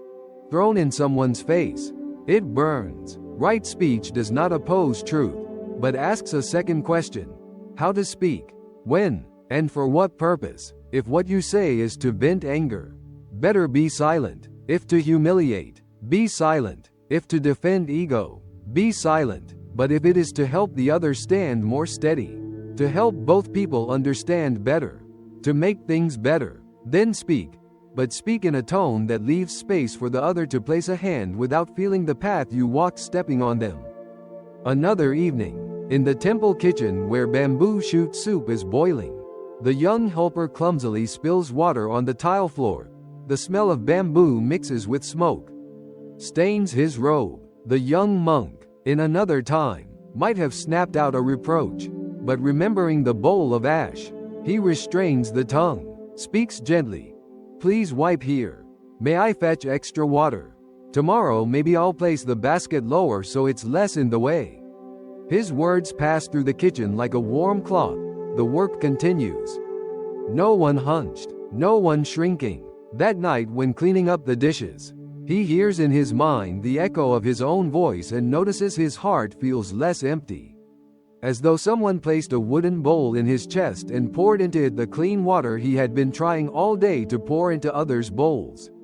The teacher says the heart is filled by filling others' bowls, but in a way that expects nothing in return. Pouring because he sees the other's bowl is dry, not because he wants to hear thanks. Pouring because pouring is the way water remains water. Soon after, a small event becomes a large lesson. A night rain breaks a branch of the Bodhi tree, which falls onto the guest hall roof, cracking 2 tiles. Early morning, villagers awake to dripping water onto mats, startled. Someone says perhaps the courtyard sweeper was careless. The young monk's pride flares. He is ready to defend. But the teacher steps forward, bows head, apologizes for not checking the roof after the strong wind. The teacher's voice is calm like water flowing through stone. The apology does not shift blame, nor bend oneself to be forgiven. It simply places the fallen tile properly back. The guest hall breathes a little, the tension softens. Later the teacher leads everyone to inspect the broken branch and the cracked tile. A grandmother sighs, laughing, saying she jumped to blame hastily. Teacher offers her a cup of tea. The story shifts to rice harvest. The new rain on the repaired roof sounds different. The young monk understands another layer of right speech, knowing which truth to say, and knowing when to say it. Some truths are right but unnecessary. Speaking only to win often loses much longer, while a proper apology spoken at the right time is a bridge built in a moment, not endurance, but connection. Another day without wind. The teacher gives the young monk a small bronze bell, tells him to ring it. The boy rings hard. The bell sounds loud but dies fast, a harsh echo like stone. The teacher asks him to try lightly, letting the bell become its own voice. He rings it softly. The tone lingers, floats through the porch, returns over the stone step. Teacher asks, "What do you feel different?" The boy says, "The second sound feels like a home." The teacher smiles. Speech is similar. Some words strike loud but don't linger. Others knock gently. Enter, sit a while, then leave, leaving a very thin scent. Right speech is the art of choosing rhythm. Same content, but a different rhythm makes a different fate to the meeting. The meetings are materials that build your life, built with brick or stone, with laughter or sighs. Much depends on the rhythm of our words. That night the young monk remembers the man in the market. He imagines if the man had paused before speaking, asking his silence first. Does this sentence have echo? Is it just noise? Would it be a harsh crack or a note that comforts? Sometimes a short sentence with breathing space matters more than many loud ones. Another time a young pilgrim girl stays 3 times in the temple, each time lamenting that she and her mother cannot speak more than 3 sentences without judgment or command. That their home feels like a school with no recess. The teacher invites her mother for tea. He does not play judge. He sets out cup and asks them to speak about their last family meal. The girl says the fish dinner was overcooked. Mother immediately interrupts, saying the girl was ignoring phone. The girl flushes, defends. The teacher raises hand lightly as placing a leaf on water. Says each person may try speaking but only using I see, I hear, I need statements, dropping you always, you never. They try, awkwardly, as learning to ride a bicycle. Surprisingly, after a few turns of changed speech, everyone's voice softens. Mother says, I fear you skip meals. Daughter says, I feel tired of always being compared. No more sweeping arm motions. No interrupting. Voices lose their thorns and expose soft flesh underneath. By the end, they borrow the temple porch to continue speaking beyond old arguments. The young monk stands in the kitchen listening, as though someone is undoing thread from a kite stuck in the fence. Gradually the string loosens. The sound stuck is freed. He understands right speech is not pristine moral speech, but the way you use the knife to operate rather than to wound. Sometimes right speech is silenced so the other can hear their own voice, as teacher did when the bowl of water was too cloudy. In the months that follow, the young monk quietly practices this habit. Before speaking he asks himself in his mind, will this word make the other larger or smaller? Will it open or close? Will it brighten or darken this situation? Not to become a cold, perfect speaker, but to remember each word carries destiny, and that destiny weaves into the destiny of relationship. He notices old phrases in his mouth repeated like routine, words that make others fixed like objects. He experiments replacing them with words that offer another way, saying, you often, becomes, today you never, becomes, perhaps sometimes. I know you want, instead of, you should. And strange as it is, only by changing a few bricks in the foundation does the other house stand more stable without rebuilding from scratch. It is in those moments he realizes emptiness inside isn't a dry well that swallows water, because each time he speaks one right word, the well hears an underground spring flowing beneath its bottom, like someone from afar sending a message back. Maybe that spring is called the trust that words can mend what has torn.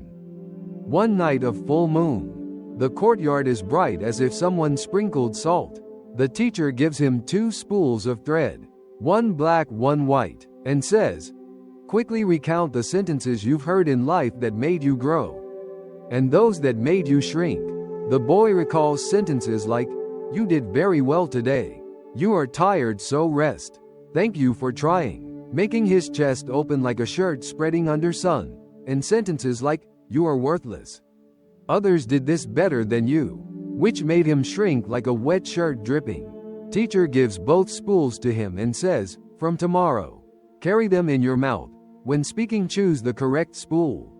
Stitch into the inside of another shirt rather than stitching so everyone sees. Stitch with small tight stitches, and pull thread back in after. Do not stand to show you are the tailor. The boy laughs, but in coming rainy days he is grateful for this lesson. In moment of exhaustion one is tempted to use the black thread to lash each other's faults, forgetting there is also a soft and strong thread, one that binds at right point. Storm seasons pass more peacefully because of those tiny stitches. Finally, the man from the market returns to the temple, not rushing, but walking slowly, leading his son. He says he found him by the river that evening. He didn't deliver lessons. He simply sat with him till darkness came. Next day he apologizes, not with the storm of words, but a short sentence that has space to breathe. He says, I was afraid. I need you to help me, so next time we father and son can try again. He tells that since that day the kitchen sounds have become gentler. The boy one day brings a few small fish he caught himself in the stream behind garden. The teacher watches father and son, says nothing lofty, only, These fish have many bones. Eat slowly. Eating slowly reveals sweetness. Then the teacher stokes the fire. The smell of smoke drifts across the porch. The sound of sizzling fat hitting fish skin splatters like rain on tin roof. The young monk watches and thinks. In many meals in life, a single right word is needed so the fire cooks evenly. A nod replaces judgment. An apology replaces defense. A presence replaces leaving. He realizes right speech doesn't make you saint, only makes the kitchen less charred, the path less dusty, the water less murky, the heart less confined. And when those things happen, the emptiness inside doesn't require you pour more to fill, it becomes clear. Like the bowl of water the teacher first placed on the table, only needing the right things poured in. The murk settles. When you look down, instead of seeing a thick layer of ash, you see tiny stars lying on the bottom of the bowl, stars that have been there long but you did not notice. They are the echoes of kind words exchanged in lives. Gentle, warm, enough so the long night is no longer as feared. Lesson 10. Right view and the compass in the mist begins on a morning when thick white mist rolls down from the mountain summit like a silent river. Familiar paths immediately turning into faint charcoal lines. The Bodhi tree behind the temple reduced to a soft shadow without edges. The teacher calls to the young monk, carrying a basket of medicinal leaves, to go down to the village below because someone is ill. Take the edge path along the rocky slope, it's quicker. Before the boy can answer, a young man from the city rushes up from the temple gate, camera in hand, asking for the path to the peak to see the sunrise. His jacket still smells of fabric softener, his new shoes unmarked by mud, his phone blinking with unread notifications. Confidently he says, "Just follow the map and you'll reach." The teacher glances at the pond behind the garden, its surface smooth like a silver mirror. Above, the mist pouring down has turned vision blind. The teacher says, "Today maps do not guide, because the skies have changed." The young man smiles awkwardly. Who uses a compass these days? The monk looks to the teacher, remembering how many times he has been lost between self and life, feeling restless each step, yet at end of day finding himself somewhere other than he intended. The teacher points to a moss-covered stone, says, "Mist will make shoes slip, clouds will deceive the eyes, but if we keep our bearing, mistaken steps too will curve back to the right path. If we lose direction, perfect steps lead farther astray." Right view is the name of that bearing, not a clamor of opinions in a crowd, but a quiet compass carried in one's heart, not loud, but shaping the destiny of each small step. They walk, mist hugging the ground, scent of wet leaves strong like wood smoke just gone out. The familiar dirt path suddenly splits into 3 new forks opened by last night's water. The young man lifts his phone, but signal flickers. The map seems a photo saved long ago. The teacher asks, "What do you hear?" The boy is silent, then notices on his right a dry sound, like stones rubbing together. The teacher nods and turns toward that thin sound. After a few hundred steps the mist clears a bit and a stone wall appears, a sign that this path was built by people of the past to protect the fields. Paths without walls are water paths, fast but unstable. People's paths are slower but enduring. The young man wonders how one can change direction relying on a sound alone. The teacher replies, "When you cannot see, you must use other senses." Right view isn't born from eyes sharper than others but from honesty with what is present. Sometimes truth is the sound of stone, sometimes the smell of earth, sometimes the cold slipping through one's sleeve.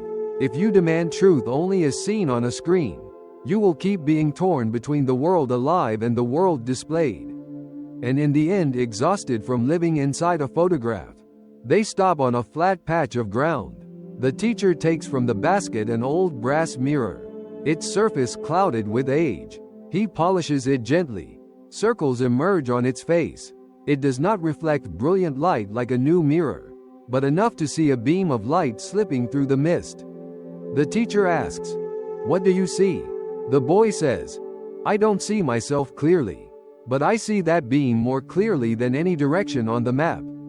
The teacher smiles. We often polish ourselves until we forget we also need to find the path. Right view is like polishing the mirror just enough to see direction without being caught up in the image of self. If you get caught fussing about appearance in the clouds, you'll stay in place neatly but never arrive. They walk further.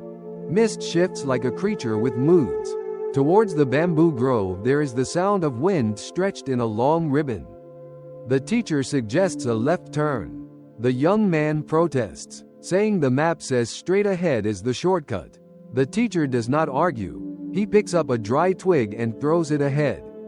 The twig sinks, not springs, into the ground. Because there is mud newly formed. The young man's face falls. Seeing the smooth surface misled him. The teacher says, mud that looks like solid road is treacherous. The worst mistake of someone lost is trusting surfaces perfectly smooth. Right view teaches us to suspect surfaces too perfect, to test with a twig before stepping whole. In life, the twig may be a small question, a night of sleep before deciding, a half step back to see if what we see is what is, or just a desire for a better picture. Mid-slope they stop at an ancient tree, its trunk bearing old carved symbols of forest walkers, arrows showing safe crossings. The young man is surprised.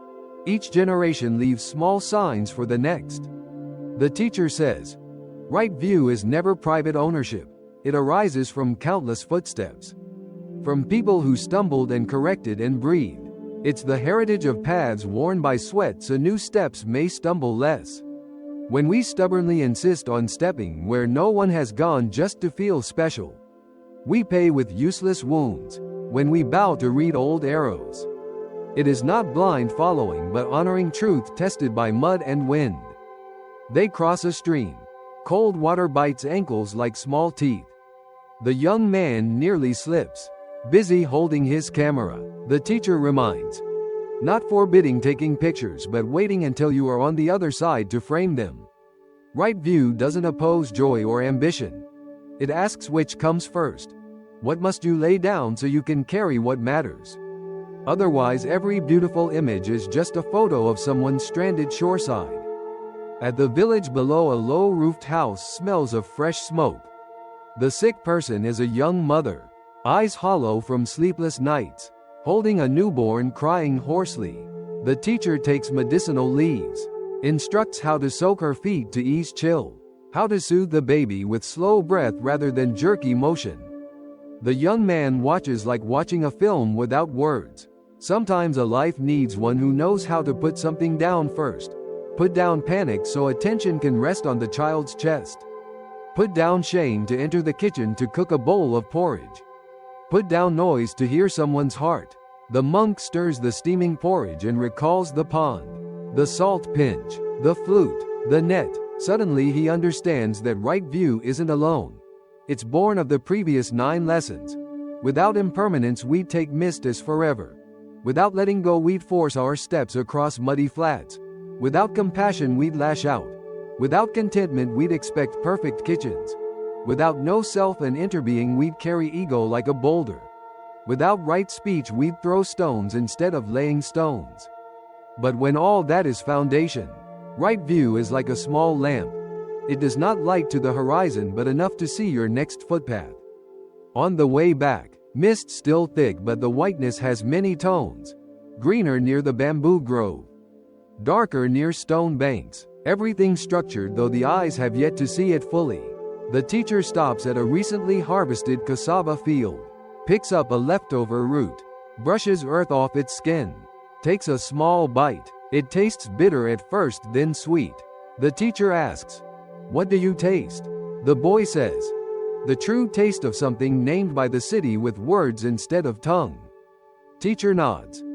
Much of our pain comes from words we think of as truth. Right view does not erase words but lets them serve experience, success, failure, loneliness, fullness. If words lead, you live to prove them. If experience leads, words are labels used when needed, set aside when not. The craft of words includes craft of deceit. but the craft of right view is shining clarity. That afternoon, the teacher takes them and the young man to the potter's house. The kiln is cooling. Inside the workshop, an old brass mirror mold lies. The potter recounts days when mirrors were polished by hand, fashioned from copper cast flat, then rubbed month after month, if done impatiently. Pressing hard, the mirror warps, distorting the image. Rub correctly. Slowly, mirror becomes so flat it can reflect a distant flame without distortion. The potter lifts the mirror so all three try looking. A beam of light flashes on the surface. Teacher asks, if the mirror bulges, how will the light show? The boy guesses it will scatter like a startled fish. The teacher says, so is our heart, if it puffs with pride or shame. Reflection distorts. Right view is the dull work of polishing until the mirror is flat, flat not to remove feeling, but to see true form without added edges. You must start before crisis, because once crisis comes, polishing may be too late, like training the potter's hand while kiln is cool. That night the young man asks to stay overnight in the temple, saying it's been long since he walked a path that did not force him to shape the path first. He asks, how do I keep this when I return to the city? The teacher gives no checklist. He says, every day choose one moment to return the compass to your pocket. That means, stop speaking of the world and wash a dish. Stop chasing clouds and look into the eyes of someone speaking. Stop snapping photos and see the light before it's framed. When you do that, the small needle inside you turns toward north. If you spend whole day talking about the needle, you will move nowhere. The monk smiles shyly. The young man nods. That night, wind rustles through the porch. The bamboo flute hanging by the wall trembles softly. The monk remembers times life shone when he didn't plan. Remembers burnt rice becoming good. Remembers child's shirt returned by the net. Remembers the father's brief apology. He sees tiny threads connecting moments into a different map, not drawn by straight lines but by glowing dots. Each dot a small step in the right direction. Between the dots there is space, but in total there is a path. He suddenly understands why many evenings he felt exhausted by emptiness, because he was following a map drawn by greed, fear, comparison. Each promise on that map beautiful, but its direction led to places no one reaches. But when he replaces the map with glowing dots of the present, no brilliant promises, only next step, next step. That becomes enough for a lifetime. The next morning the mist has thinned. From the temple porch he sees the stream like a silver thread stretched across the valley. The young man takes his camera out, stands at the porch's edge for a long time without taking a photo. He says he wants to hold this image in his eyes first. The teacher nods. Keep it in your eyes before your camera. Keep it in your camera before in someone else's memory. That order is right view of the one who sees.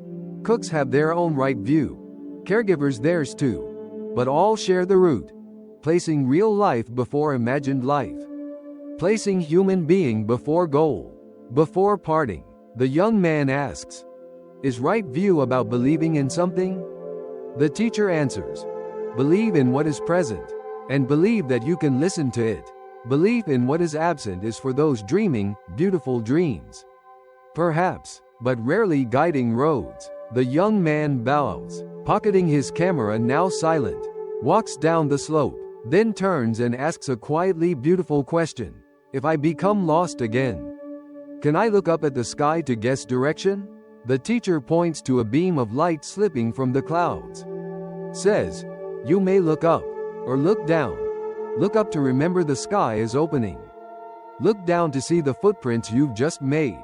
A person travels when eyes have sky and feet have mark. Right view is holding both. The young monk stands on the temple step, feeling light as if he's placed the small compass inside his shirt, not to show off, but to touch now and then to remember a direction. In the following days, when mist returns, when phones again ding, when someone says something that tightens the heart, the monk knows what to do first. Not to reply, not to run, not to fill, but to stand still a moment. Ask, Where is direction? Hear the stones rub, smell the leaves, see the other's eyes, pick up a dry twig to test the ground. Remember the stone wall, the muddy path, the cassava field, the brass mirror, and when direction appears, the most ordinary step suddenly has the quality of an unspoken prayer. Each small step lighting up like a dot on someone's map, the emptiness inside shifts shade. From a thick cloud to a thin mist, you cross not because all is perfect, but because feet are placed right, because you remember the compass is not in someone else's pocket but in the heart that is still quiet enough for the needle to tremble then settle on its invisible north. That north that belongs to no faith, no person. It is simply what is right enough for the next step. Lesson 11. Mindfulness and the breath of ordinary days begins on a morning when the sky pours down pale light onto the tile courtyard. So thin it is like rice water, and the temple bell rings a gentle toll that fades into the Bodhi branches like salt dissolving in soup. The teacher calls the young monk out to the veranda, gives him a freshly brewed pot of tea and a porcelain cup, and says, "Carry this cup around the temple. Stop by the kitchen to greet the one kindling the fire. Touch the lemon tree in the garden. Visit the guest house to welcome the farmer who just arrived. Then return to the veranda without spilling a single drop." The boy holds the cup with both hands, palms wet with warmth, eyes following the tea's surface trembling like a little lake stirred by wind. He steps onto the tiles, his mind tense as a drawn rope for fear of spilling. Passing the kitchen, he hears oil crackling in a pan. He does not dare stare long. At the lemon tree, he glances at a bud pushing out from a leaf like a small lamp. In the guest house, he sees the farmer place dew-wet water spinach on the table. Bows quickly, then pivots back. When he returns to the veranda, the tea is still full, surface flat like a pond. He breathes with relief and holds out the cup. Teacher does not take it, only asks, "What did you walk through just now?" The boy stutters, "I'm not sure, only the smell of oil and the warmth of this cup." The teacher smiles, says, "You kept the cup but the morning has slipped. Mindfulness is not gripping to hold the tea so still that you forget all that passes by. Mindfulness is knowing what cup you carry, knowing where you walk, knowing who is there, knowing the smell of oil, the color of the lemon bud, the way water spinach drops a leaf on the tile. Holding the cup but dropping the morning is still a kind of dropping." The teacher refills the tea, now instructs the boy to walk again, but not required to keep the cup full.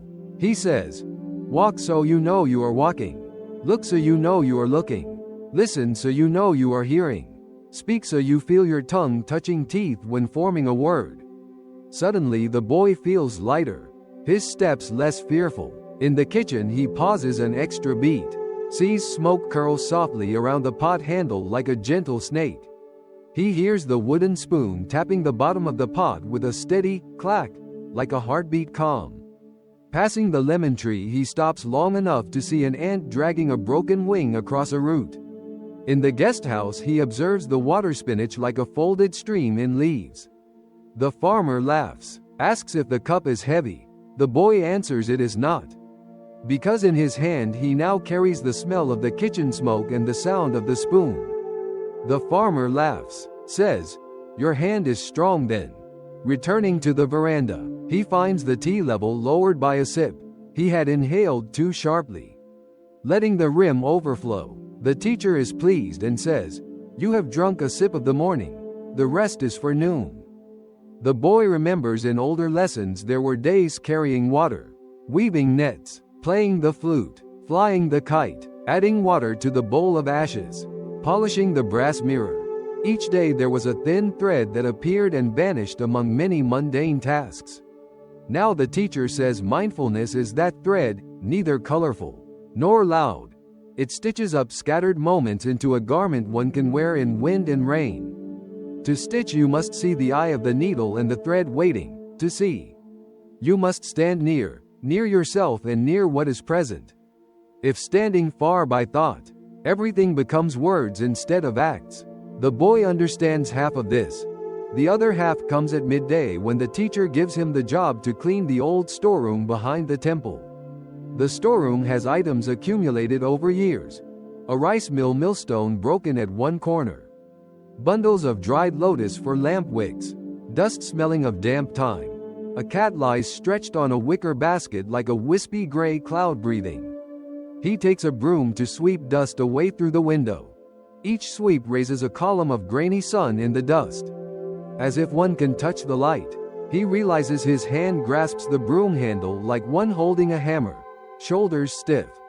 Neck tight. Mind echoing, "Finish this so I can move to the next task." A voice like an invisible overseer somewhere deep in his brain. He stops mid-sweep, not to chant or count, just to ask quietly, "Right now, what am I doing?" The question drops in the storeroom like a pebble into a well. Water in the well ripples gently. He steps back half a pace, adjusts his grip, loosens tension in his shoulder, holds broom softly, imagining sweeping only a narrow path enough for 2 feet. Tending the corner, he steps first rather than sweeping all at once. The brush scrapes the floor with a quiet swish, even and steady like breathing. He works a while, feels his back loosen, space widen. A tiny lizard peeks from a crack in the tiles, looking at him as if asking, "Did you slow today?" He laughs quietly among dust. In the afternoon, a brief rain pours. The dirt path into the temple becomes muddy. A boy from the valley runs up, drenched, says his mother asked for medicine, for his grandmother's headache. The young monk runs to the medicine storeroom, locating the correct bottle as if remembering a learned line. Just then there is a sudden shout outside. The potter has slipped on wet stone. His foot slipping across the tiled step, bleeding slightly. A group rushes. Voices overlap with rain and cats wail. The kitchen sizzles with oil. Storeroom cramped. The boy's mind splits in 4 directions. Which urgent thing to attend to first? Chest tight. Hand picks wrong bottle. Heart pounding like a drum off beat. Then the teacher appears, not to command, not to order stoppage. Only places a warm cup of tea into the boy's hand. Says, "Hold 2 breaths. Then proceed." The steam warms both palms. The scent of tea pulls a thread from nose to chest.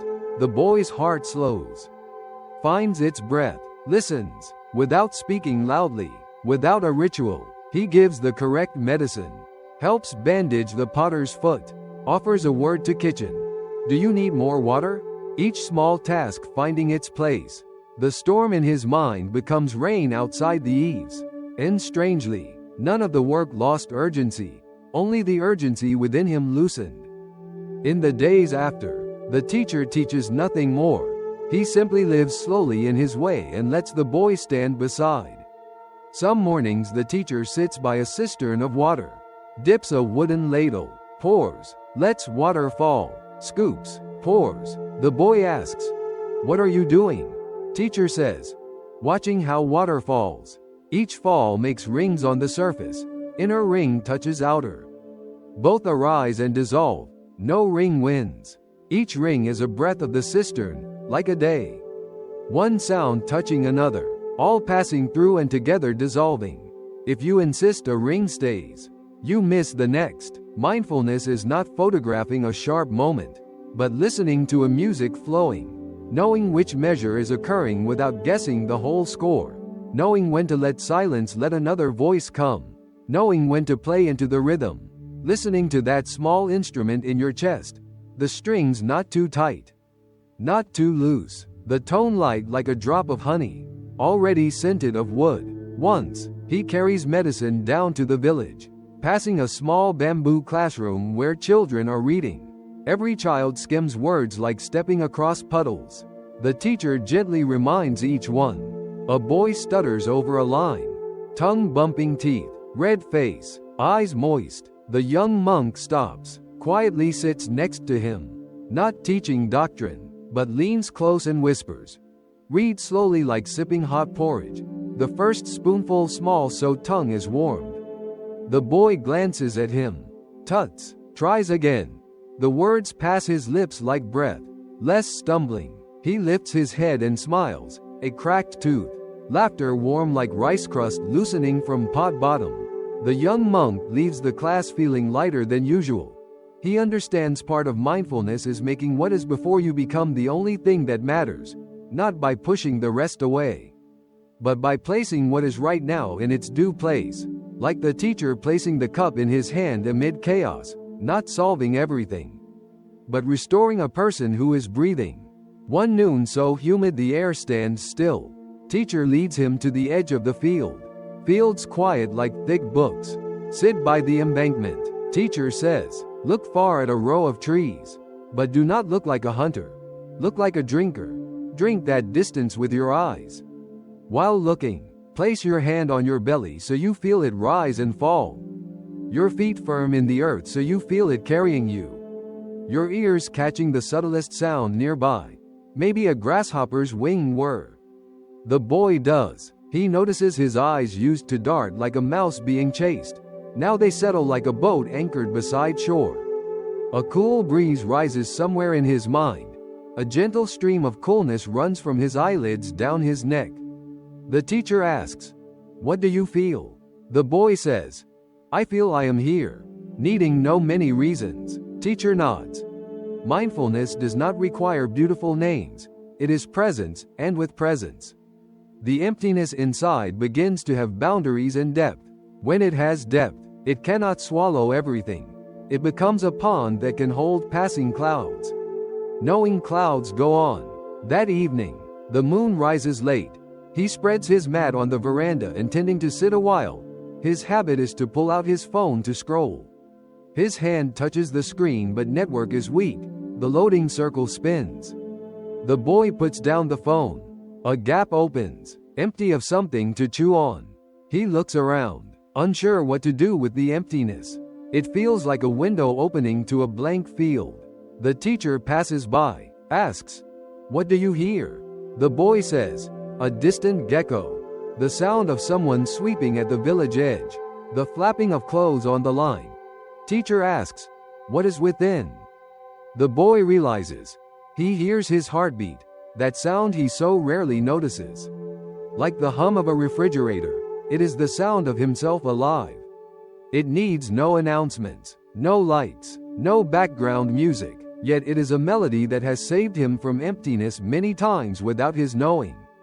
If you sit here 3 minutes each night to hear 3 clear beats, the small and large events of the day begin to rearrange themselves.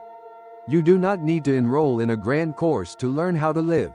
It is enough to learn to hear again a voice you had even before you knew your name. He lies back looking at the moon. He sees dark scars on its surface.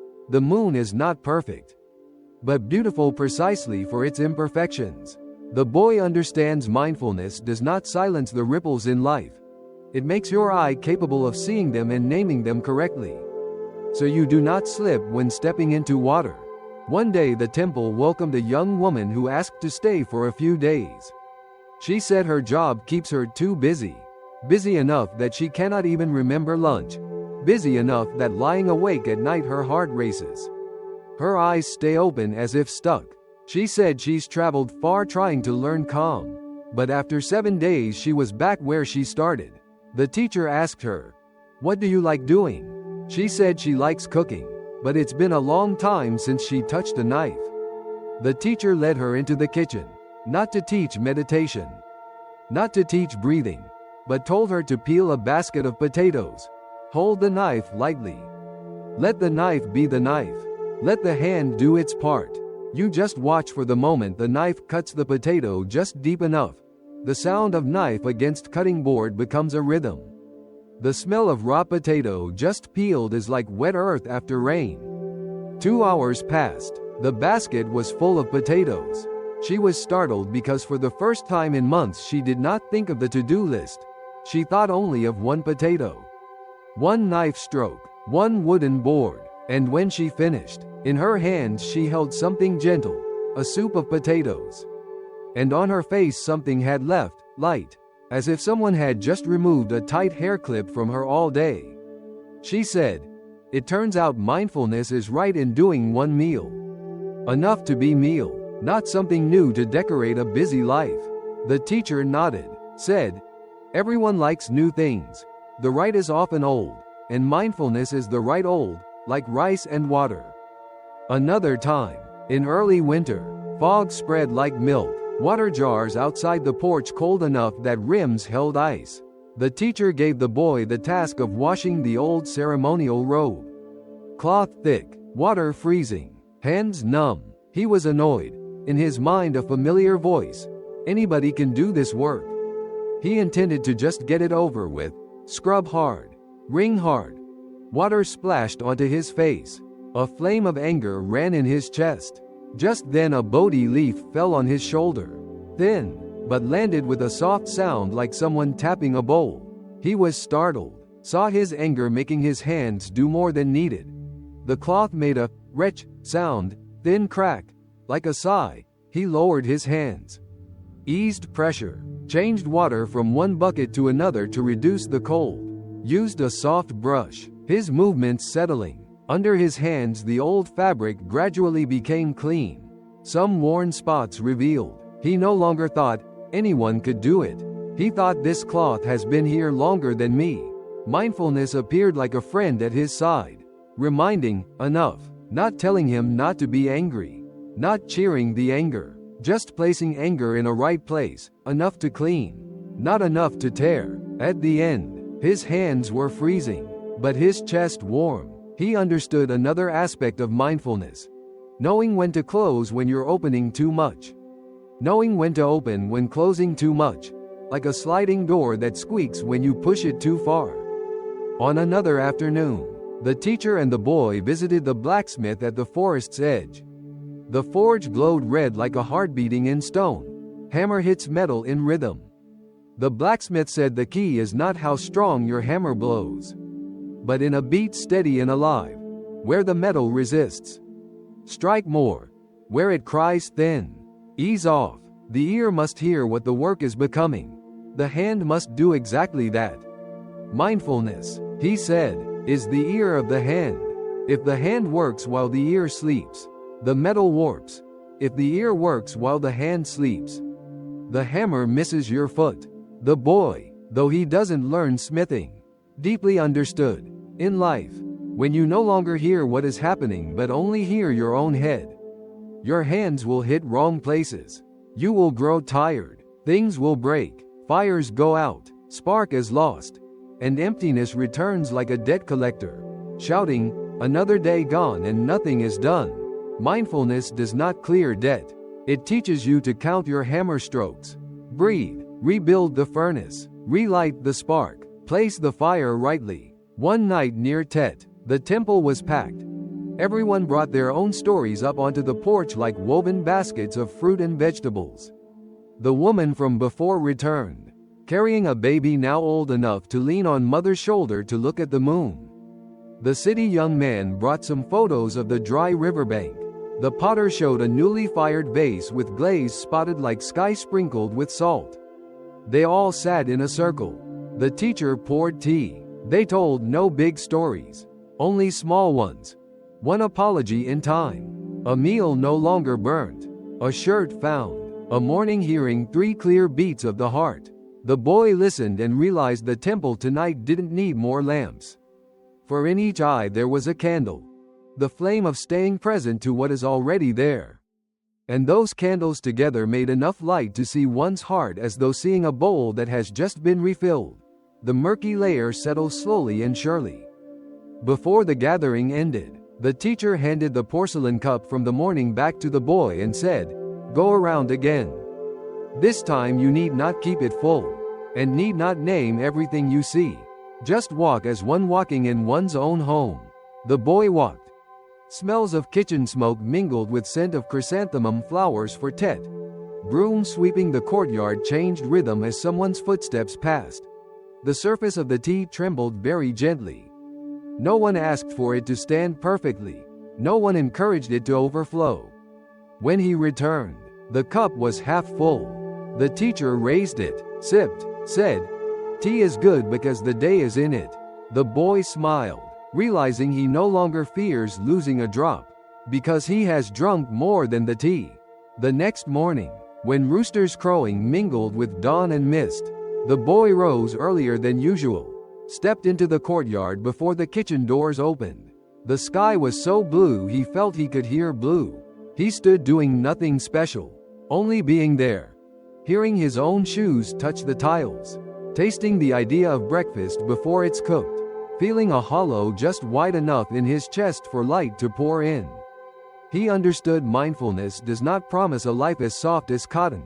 It only promises a place to put your step, a thread to stitch the day, a teacup to taste the morning, an anchor to drop amid noise, a stillness so that what is murky has a spot of peace.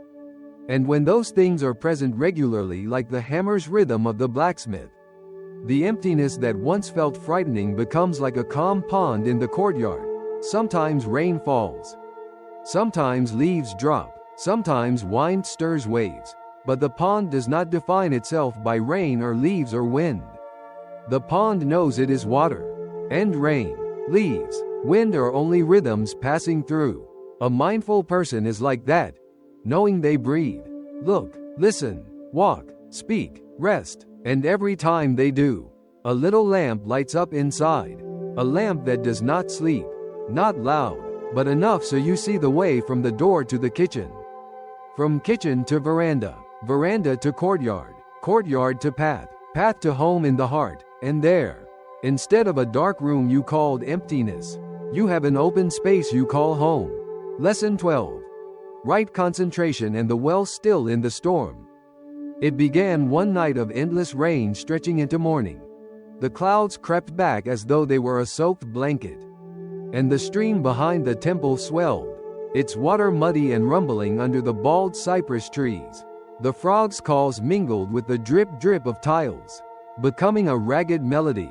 In that dampness everyone felt restless, as if hundreds of ants were under their skin.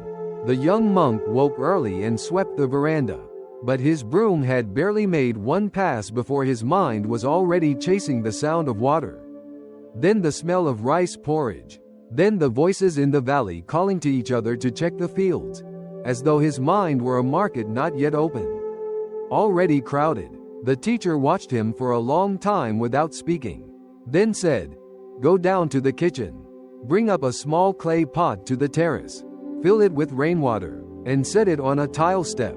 When the young monk had done so, the teacher silently pinched a drop of sesame oil and let it fall onto the surface of the water. The drop spread into a delicate ring, then strangely stood still, even while wind lashed the porch and the rain still drizzled. The teacher said, "Sit down and watch the oil drop. Do not forbid yourself to think.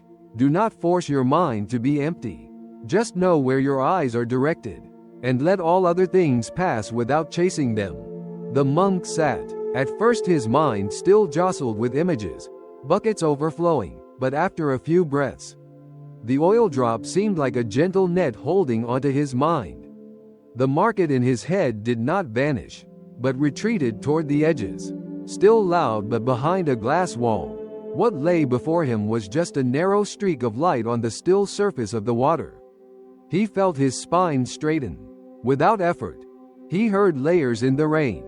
Nearby it was like someone sprinkling sesame seeds into a pan. Farther off like bamboo roofing tapping gently together. And right in the middle of those sounds there stood a thin quiet, as still as a cat crouched to watch the porch. The teacher asked, "What do you see?" The monk replied, "The oil drop stands still." The teacher smiled and said, "In truth the surface of the water is also still, only the tiled edge and the voices inside you shift."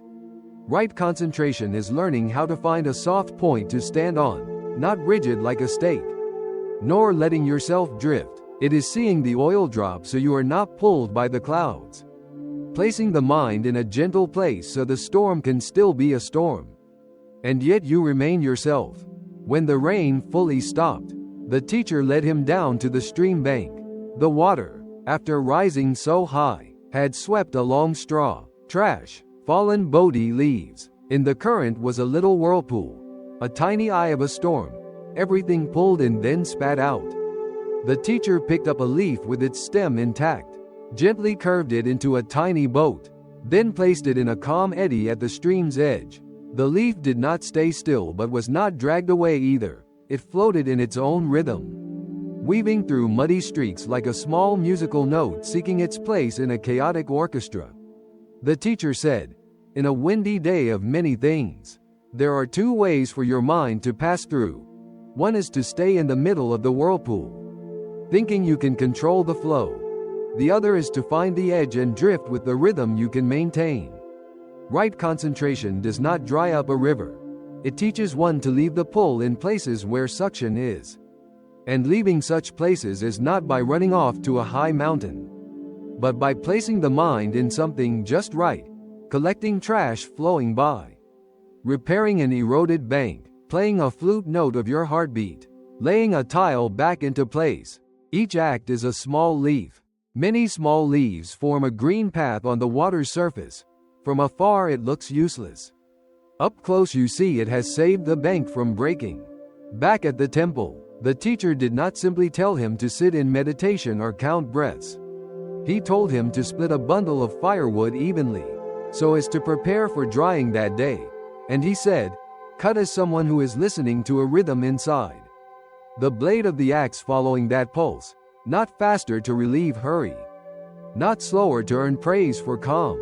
The young monk placed a log, raised the axe, heard a thin sound like a pin, struck, wood split cleanly like an answer, and then the next log, and the next. After a while he did not remember what he had been thinking, only that his hands had borrowed some rhythm long silenced in him. The tiredness gathered in his shoulders dissolved into sweat under the skin. The sun rose from the clouds, its rays falling on the freshly split wood, turning the pieces into bright silver coins scattered on bare earth. The teacher passed by and simply said something sharp yet deep. Concentration is not staring hard at one fixed point. Concentration is making what you do become the one shining point worthy of being at the center. That noon in the kitchen, more guests than usual filled the guest house. Children followed parents up to the temple to escape the rain. Running about, voices calling, bowls clinking, laughter in fragments. The young monk helped with the cooking. In front of 3 pots, one of soup, one of porridge, one of boiling water, he felt his mind again want to split into 3 pieces, each pot demanding its due. He almost could not breathe, then recalled the oil drop in the pot of water from that morning. He chose one spot in the kitchen. That was the wooden spoon stirring the bottom of the porridge pot, heard it scrape against the bottom, glanced quickly at the other 2 pots, returned attention to the porridge, keeping the rhythm, moved to the ladle of soup when necessary, then back to the original point. In just a few minutes the chaos loosened. The kitchen seemed to widen a path. The shouting, the laughter, the fire licking the pot edges remained, but there was a central rhythm holding space. From that space hands and feet no longer jerked toward the nearest noise but chose, prioritized. What needed attention first goes first. What could wait, waits. In the late afternoon, when washing pots, the monk sat on the back steps. He did not feel triumphant or enlightened, just a fatigue that felt real and properly placed. And beneath that fatigue was a lake still unruffled by wind.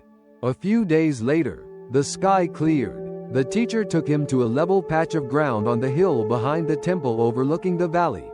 There the village children had erected a bamboo windmill for fun.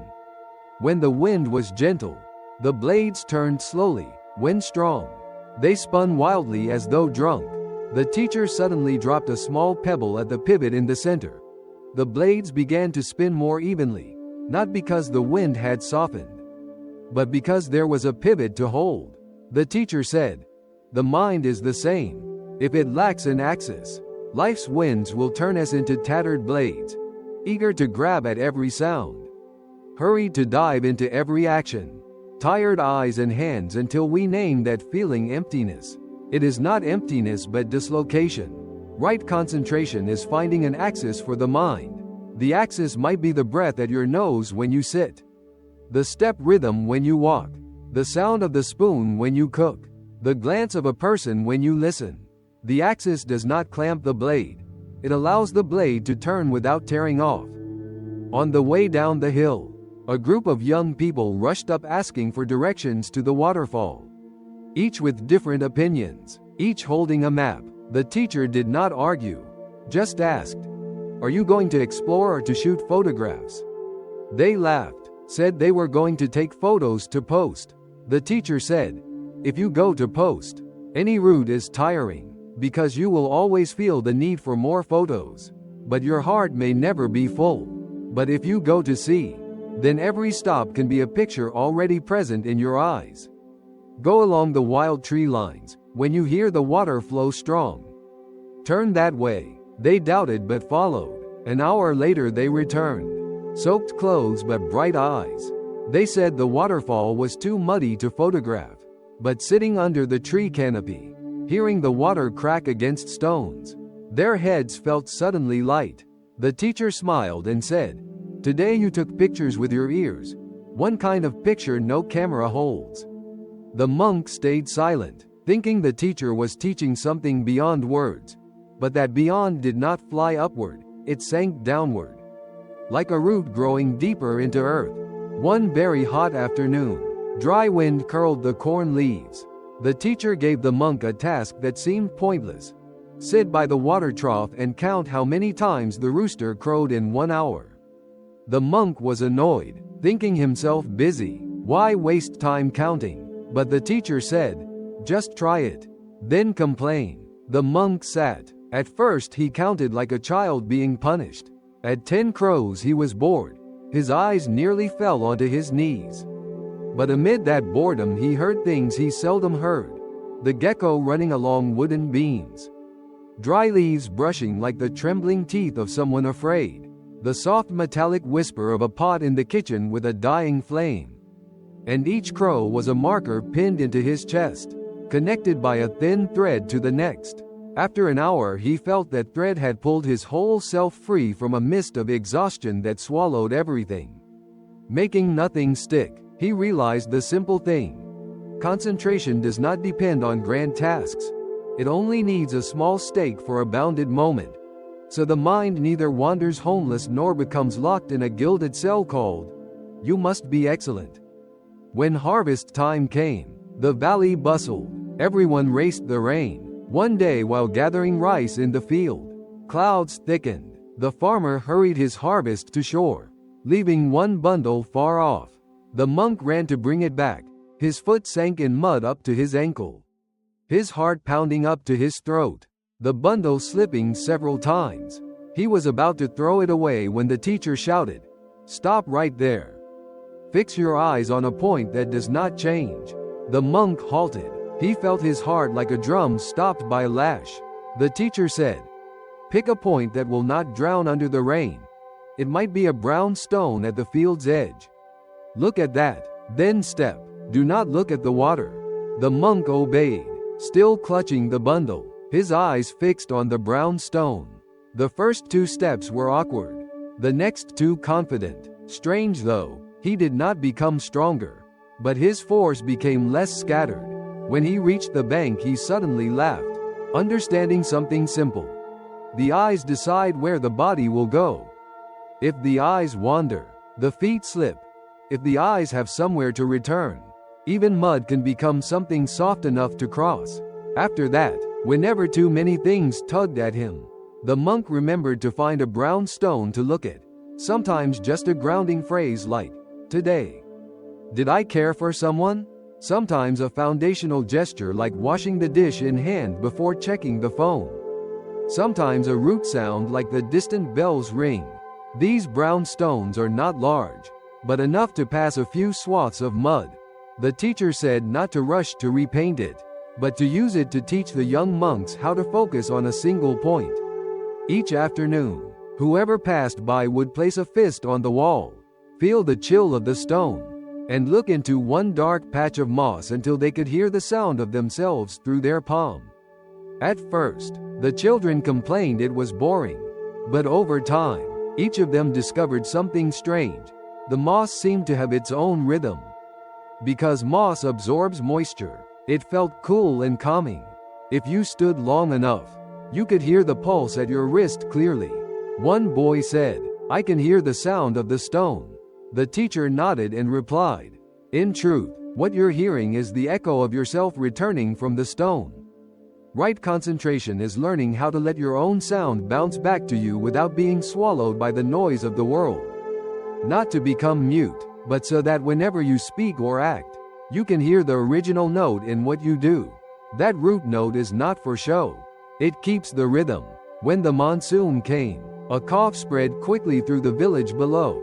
The temple suddenly became a place where people stopped to ask for ginger water or a few packets of cough medicine. The hallway was full of coughing, crying children, and the shuffle of slippers. The young monk ran back and forth like a shuttle. At times, he felt like his mind was about to fall apart. The teacher pulled him out to the porch and pointed at the roof.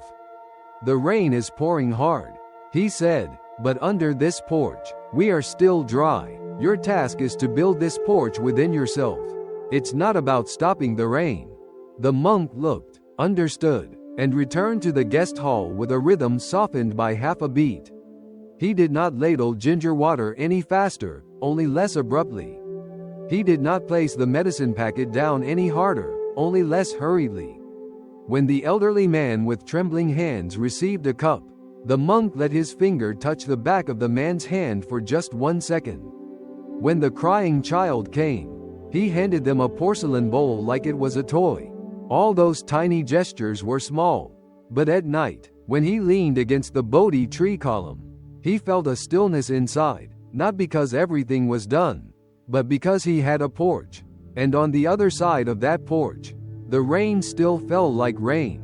At the end of the season, the teacher sent him to the market to buy a small wooden spinning top. That evening, the two of them sat on the porch to test it out. The monk pulled the string clumsily. The top wobbled twice, then fell over. The teacher took the string, pulled it, and the top spun steadily, like a little star finding its axis. "What was the difference?" he asked. "The strength of your pull," the monk replied. The teacher said, "It's not strength, it's pulling just right and letting go just right. If you pull too hard but do not release correctly, the top will fly back and hit your hand. If you let go before the pull is strong enough, it topples immediately." Right concentration is the same. It is not pulling tight all day. It is not letting go all day. It is knowing when to pull to gather the mind, and when to release so the mind can stand on its own axis. A person without right concentration is either dragged all their life or shrunk all their life. A person with right concentration knows how to walk, stop, release, and hold, all while having a center to return to. That center is not placed in any fixed object. It is a surface within the heart, where the bright morning oil drop still remains. One clear morning, the teacher and the monk sat by a small fish pond behind the garden. A few young grass carp swam just below the surface. The teacher sprinkled a small pinch of fish food. The fish rose, ate, and swam back down. The surface rippled with a few circles and then became still again. The teacher said, "The mind also needs to be fed the right amount. Do not stuff it with words. Do not stuff it with tasks. Do not stuff it with images. Too much nutrition clouds it. Too little and it becomes weak." Right concentration is not just a technique. It is the art of portioning. What you feed your mind, and how much, is the question of one who knows how to care. The monk sat in silence, recalling the days he had clouded himself with unnecessary work, meaningless arguments, and glances that nourished nothing. He realized, if you want peace, stop pouring more in. If you want depth, stop stirring. Not to become a stagnant pond, but to be a clear well with an underground spring. At this point, the monk looked back at all the lessons he had passed through and realized that right concentration is the quiet thread connecting them all. If one does not understand impermanence, the mind will try to freeze and eventually break. If one does not know how to let go, the mind will grip and eventually snap. If there is no compassion, concentration becomes rigid. If there is no contentment, concentration becomes greedy. If there is no selflessness, concentration becomes a sharp ego that cuts others. If there is no interbeing, concentration forgets the net. If there is no right speech, concentration will speak like a knife. If there is no right view, concentration goes astray. If there is no mindfulness, concentration dissolves like foam. But when all of these are present, right concentration becomes like a deep lake that reflects the sky without clinging to it. Anyone passing by gets to see their reflection for a moment and then moves on. And the one who keeps the lake only has to keep the lake. That night, the monk brought his flute to the porch and played a short tune. Not good, not bad, just a tune. The sound rose along the hillside and flowed down into the valley like water. He put away the flute, looked up at a sky dusted with a few stars, and felt no promise inside that would cause restlessness the next day. Only a quiet sentence remained. Tomorrow, find the oil drop again. Find the oil drop while washing dishes. Find the oil drop when walking through mud. Find the oil drop when someone cries. If there is an oil drop, there is a well. If there is a well, there is a home. And when there is a home, what we used to call emptiness takes on a new meaning. It is the space on the porch where wind can pass through without blowing out the lamp. Lesson 13. Right effort and the fire of just enough. After a flood, one morning the little stream below the temple had receded but left scorched earth on its banks. The smell of alluvial soil tangled with damp wood and rotting straw. Half the wooden bridge spanning the stream had been washed away, its rattan vines torn. Planks broken, lying crisscross as though a garbled text. People in the valley stared at the other side, where the terrace rice paddies were soft green in the late harvest. Many wished to cross, but none dared wade through the still wild water.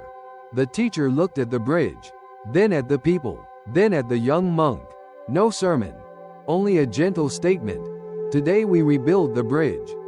That sentence did not push him but opened a path inside him. He rolled up his sleeves, ran to fetch hammer, ropes, rattan, planks, doing everything in the rhythm of someone who has just found a reason to exist.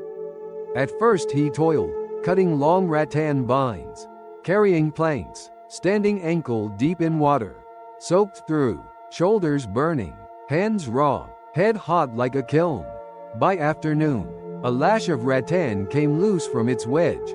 A plank flipped. He slipped, collapsing onto the grassy bank, about to cry but couldn't. The teacher sat beside him, said nothing blameworthy, nothing praising, just scooped up a handful of sand, poured it into the young monk's palm, and told him to look closely. Which grains are litter? Which grains are sand? The monk picked out the debris. Then the teacher said, "Look at the sand that remains. Are these grains different from before?" The monk shook his head. The teacher said, "Then there are some things to discard immediately. Some things not to change. Some things to cultivate. Some things to protect from loss. Right effort is those 4 beats, not throwing all your strength into one moment until you collapse." The monk listened, not yet fully grasping, but the sand falling from his hand made a faint sound like someone flicking a leaf on water. That sound lingered. The next morning, the teacher led him to a bamboo grove, choosing stalks just right, not too young so they won't break, not too old so they won't splinter. The teacher told him, "If you want to be fast, you choose the closest tree. You cut by hand because it's handy, but what results is bamboo forest. Soft inside, when used for the bridge, it rots in one season. Effort is not being fast but choosing well. Not clinging to what is convenient but going a little further to find fitting materials." The young monk followed deeper into the grove. Bamboo stalks scratched his sleeve with a scratch like paper. The green bamboo smell opened his chest. The rightly aged bamboo lay deeper, hidden among shadows, shaking itself in the wind. After cutting, dragging to the riverbank, the teacher did not allow them to bind them immediately. He laid them out along the bank to dry off some resin, saying, "If resin is wet, the rattan binding will not hold. If you are too eager, you spoil the work." By midday, the sun drew a long gleam across the bamboo shafts. The resin withdrew, touching with hand. One could feel the surface less slippery. Only then did the teacher allow them to be bound. This time the posts held better. The rattan embraced the bamboo trunks like experienced hands. The monk was amazed. If only a little waiting rhythm had been inserted. The work succeeded far more than yesterday. He began to understand what the first beat of right effort is, preventing evil about to be born.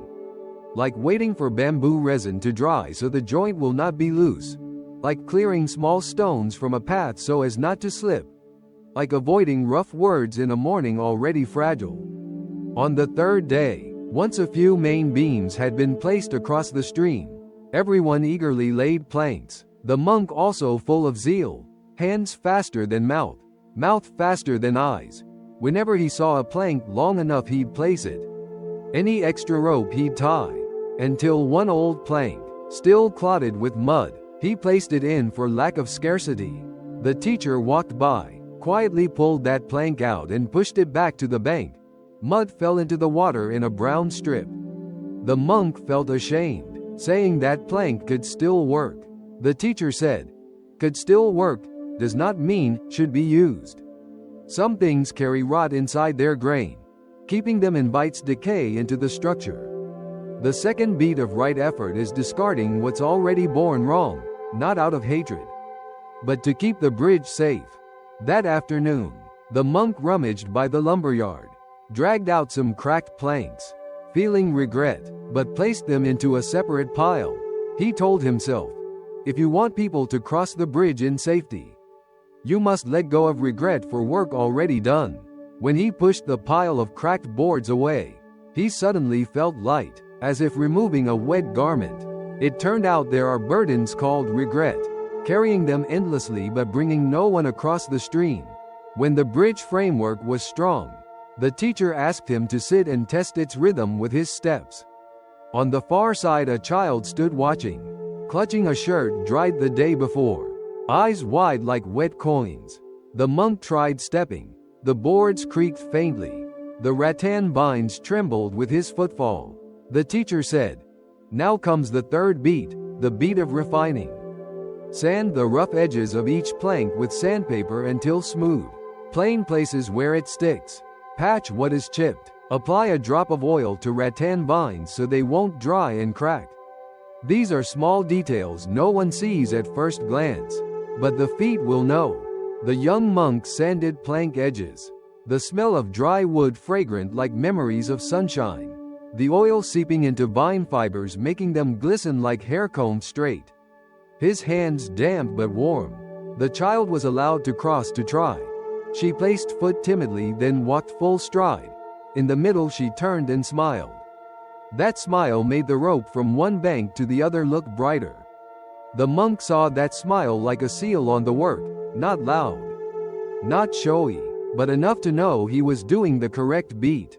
The bridge was finished, but the work was not over. The teacher assigned a task few notice. Each evening sprinkle a little diluted salt water over the rattan vines and wipe with soft cloth so the vines last. Once a week they would walk the length of the bridge, tapping the joints with fingernails, listening for any dull sound, stopping to inspect wherever the sound was odd. The monk had thought, finished, meant done, but now understood the fourth beat of right effort is maintaining what has been made good. Some things left untended return to their old state. One day, a day without care is a thin layer of dust. 10 days without care is moss. The monk did that quietly, unnoticed, only the tapping of his fingernails on the rope and the rushing of the stream beneath forming a chord. A month later, heavy rain returned. People could still cross. The vines did not fray. The joints had not loosened. The monk understood. The real work was never truly the bridge. The real work was the rhythm one learns while building the bridge. That rhythm goes with him back to the kitchen, to the courtyard, to the market, to any day sudden winds gust in the heart. After the story of the bridge, the teacher took him to the pottery workshop. The potter sat at the wheel, foot pressing a steady beat, wet clay dancing under his hands. From a formless lump bows a pot, then a bowl, then a plate. The monk felt restless, wanting to help, wanting to drive the wheel faster. The potter smiled. If the foot pushes in a strange way, the rhythm is lost. Right effort is like the potter's wheel. Too fast and clay flies off from the center. Too slow and the vessel warps. The foot must maintain the rhythm. Hands must listen to the clay. He told of a rainy day when his heart was tangled like webs of leaf litter stuck in nets. He tried to make pots to forget. The more he worked, the more mistakes. When at last he opened the kiln and saw the glaze all cracked, he froze, wanting to smash the whole batch.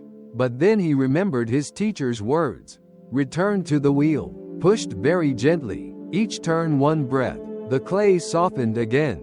That later batch did not emerge blazing bright, but calm, durable, with small spots like stars fallen from night. The potter said a good batch is one that speaks softly. Noisy batches are failures. The monk sat by, noticing that the steady beat of the potter's foot matched the rhythm of the breath, matched the heat of the red kiln, matched distant roosters, all things linked by an unseen thread that all partake in, because tonight's dinner bowl will feel warmer thanks to that rhythm. One day in the market at the foot of the mountain, a woman selling medicinal herbs and a young man selling honey argued. The cause was small. A raindrop fell in the wrong place, landed in a phrase, and suddenly grew into waves. The monk passed by, almost spoke to settle it right away, but stopped, listened to his hurried breath, remembered the wheel beat, remembered the vine that needed oil. He stepped forward, without preaching about right or wrong, only suggesting they swap their positions to avoid the sun shining harshly into one face. Giving each a cup of water, and then asking whether they had eaten breakfast. Everything softened, voices lowered, conversation returned to ordinary matters, sharing a seat so customers can pass. The monk left the market unobserved, feeling inside like he had tapped a joint in the rope. The rhythm of right effort was no longer a burst of zeal, but a habit of placing power in the right place, at the right time, then withdrawing. Another afternoon the monk tried to memorize a long verse. He stuffed it in as if stuffing rice into a sack. By the third line he forgot the first. By the seventh he was tired like someone climbing a hill at midday. The teacher passed by, asked what he was doing. The monk said he wanted to memorize quickly so he could recite in front of everyone tonight. The teacher said, "Your mind is now a kiln, but you are pouring gasoline and lighting it." The fire blazed. The ashes piled high. Use dry kindling and blow with a small bellows. The monk did not understand. The teacher brought out a kettle of water, told him to build a small fire, boil water, brew tea. He worked fast. Big flame, water boiling, kettle rattling, smoky smell stinging, the tea bitter. Then the teacher gathered some dry bits of wood, restarted the fire gently, blew softly, flame barely larger than a hand. Water boiled steadily, not boiling over, tea fragrant like young leaves. The teacher said, "Learning is like heating water. Sufficient fire cooks it, too much fire makes it bitter." That night the monk copied the verse onto paper, read along the rhythm walking from the porch to the kitchen. Each time he finished a line, he placed his hand on the Bodhi tree column, listening to his heartbeat. Late at night, he did not remember the whole verse, but what he had memorized lay deep like an underground stream. The next morning when reciting parts forgotten, he smiled, not panicked, but repeated the line before. No one rushed, no one laughed, only silence as people heard someone finding his rhythm. The monk stepped down the porch softly as one who has just placed a plank in the right spot. One time, a young man from the city came back to the temple, saying he wanted to do many big things. Start a free class for the children, raise funds to repair an old woman's house, build a small library for the village, a list as long as a string of beads. The teacher invited him to drink tea, asked what time he had been sleeping each night in the past week. He stuttered. The teacher asked where he had eaten lunch.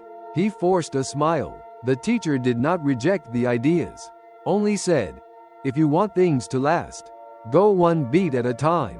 First, every afternoon read one page of a book with one child under the Bodhi tree, not many. Every morning ask one old woman how she is and write down what she needs.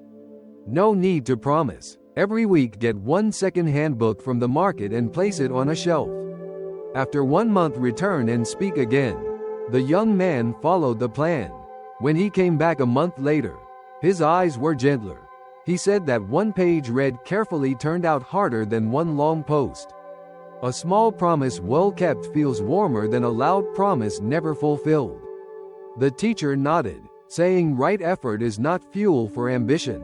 It is the breath of endurance. He left, leaving on the porch a thin book full of fingerprints, the smell of paper that had absorbed the sweat of the reader. In the dry season, the stream bed cracked. White streaks of salt showed where the alluvial soil baked in the sun. Farmers said this year water came late. Rice shoots were slow. Everyone was anxious. The teacher took the young monk to the field, divided a small plot into furrows. Each furrow got a little bucket of water. In the afternoon returned to loosen a small canal so water could seep evenly. Neighbors watched, saying this was too much effort. Better to scoop one big bucket and pour all at once. Save effort. But the next morning the spots flooded fast were already dry. The slowly seeping ones remained moist. The teacher said, "Water that seeps is water of right effort. Water poured in a rush is water of restlessness." The field needs lasting damp, not momentary wet. A person needs a small habit consistent, not a sporadic great surge. The monk stood in the field, heard the earth drinking water. A very small sound, but if heard he would not feel his heart longing for instant praise. That night back at the temple, he put off the lamp earlier, went to sleep while his eyes were still soft, rose before the bell. The next day, when he carried a yoke down to the stream bank, the load felt lighter. There were days when the heart stormed, not because of work, just because the sky unexpectedly changed color. Everything seemed meaningless. Hands slipped at every touch. The monk knew that if he let go entirely, his day would tear. The teacher said, "When the heart is like a sky full of clouds, bring out an old task, something your hands remember the rhythm of, like chopping wood, washing dishes, sweeping the floor, oiling the rattan.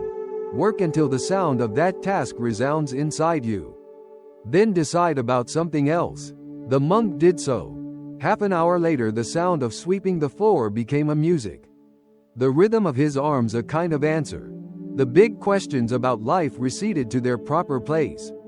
Right effort here is knowing how to return to basic work, like a boatman pulling in oars to a safe rhythm when currents swirl. Not forcing through the swirl with imagination or letting go and letting the current carry you. One evening on the porch a middle-aged man stood looking at the bridge. Said that earlier he used to crave doing so much that his small child learned to walk, but he did not notice, when he finally looked. The child had grown, and his heart was as empty as a house never lived in. He asked how to fill it. The teacher did not speak of filling. He asked if the man could each day set aside 15 minutes to do something useless with his child. The man asked what useless meant. The teacher said, "Something that brings no money, no fame, no photos, no points on the old scale. Could be letting a leaf drift on the stream. Could be folding a paper airplane. Could be retelling a childhood memory." He tried it. A week later he returned saying those 15 minutes were like a mushroom growing after rain. Small but fragrant. Comforting in the stomach. He said somehow those 15 minutes made many other things meaningful. The teacher smiled, saying right effort is not forgetting play.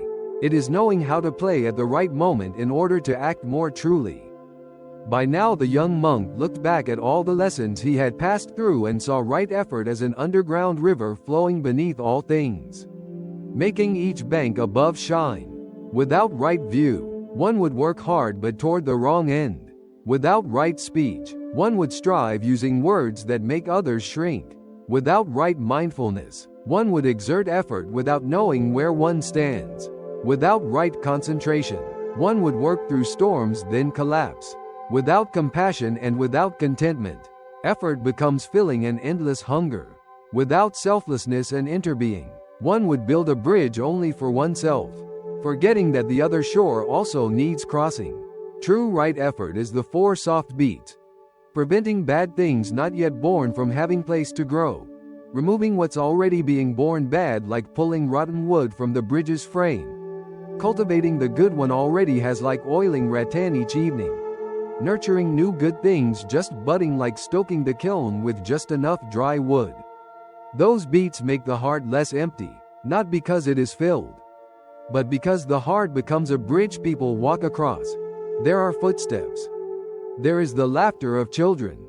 There is the sound of water under the bridge rushing, yet carrying no one away.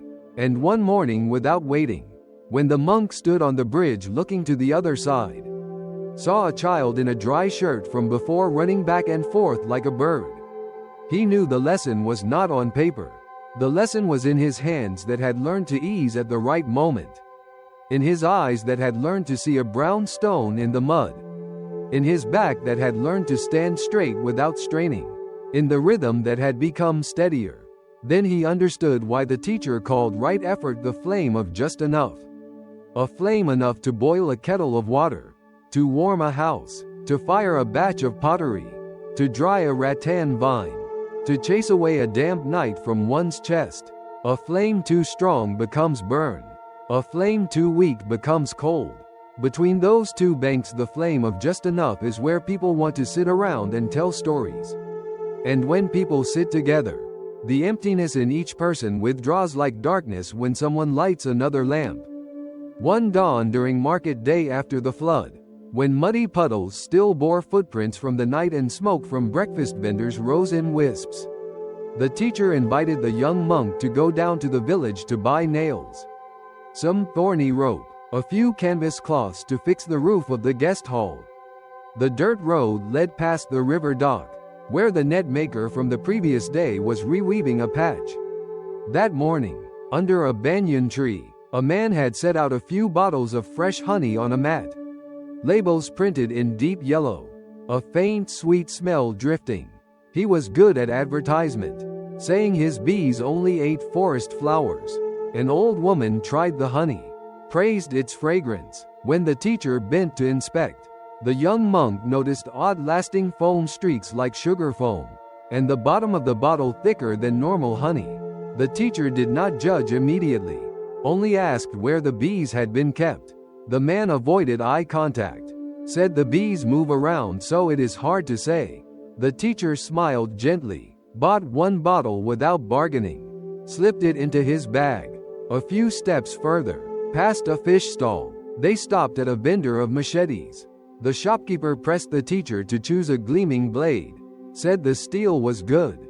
One strike will cut clean through. The teacher tilted the blade under sunlight, traced the grinding line, touched the spine of the blade with a finger, asked whether it came from cheap steel forged bright but brittle. The shopkeeper laughed it off. The teacher did not reproach, nor preach. He just bought a small hammer and some nails, then went back to the honey stall, placed the bottle on the vendor's table and said, "The honey is sweet but has sugar." The man started, stepped back half a pace, then defended himself, saying everyone does that, just a little so it sells better. The teacher sat down on the edge of the mat, told a story of a wooden bridge built hastily long ago. Many crossed it. Then the rain came and the bridge broke. Beneath deep water, a little sugar makes the bottle light today, but burdens the heart tomorrow. Selling is a kind of action, niep, and action is the habit of hands. Hands used to mixing are hands hard to stop. Hands used to honesty are hands that look up straight when meeting another's eyes. The man was quiet, hand resting on the bottle top, knuckles visible like bamboo joints. The teacher did not demand a refund, nor that the honey be thrown away. He only said, "Next time try selling less, but real. If you lose money, come to the temple for tea and tell me." The man looked at the bottle in his hand as if at a mirror, then nodded gently. The young monk walked behind the teacher feeling light-hearted. He suddenly understood that right action does not force someone to abandon their trade. It only asks what the hands are doing with truth of the things. That midday, when the sun slanted across the mountainside, The teacher led the young monk through the sawmill at the far edge of the valley. The woodcutter was pushing a long plank through the saw blade, sawdust flying like rain. A corner of the workshop stacked new logs, their ends still sticky with sap, still showing leaves. The workshop owner invited the teacher to pick boards, said freshly sawn, the scent still fresh, use them for doors and they'll shine.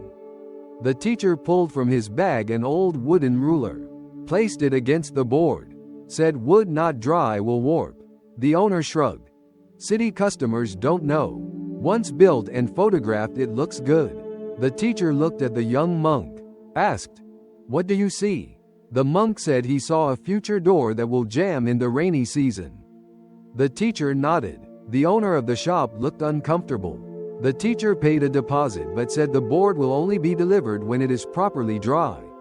As they stepped out to the yard, the teacher said something brief but the young monk remembered long.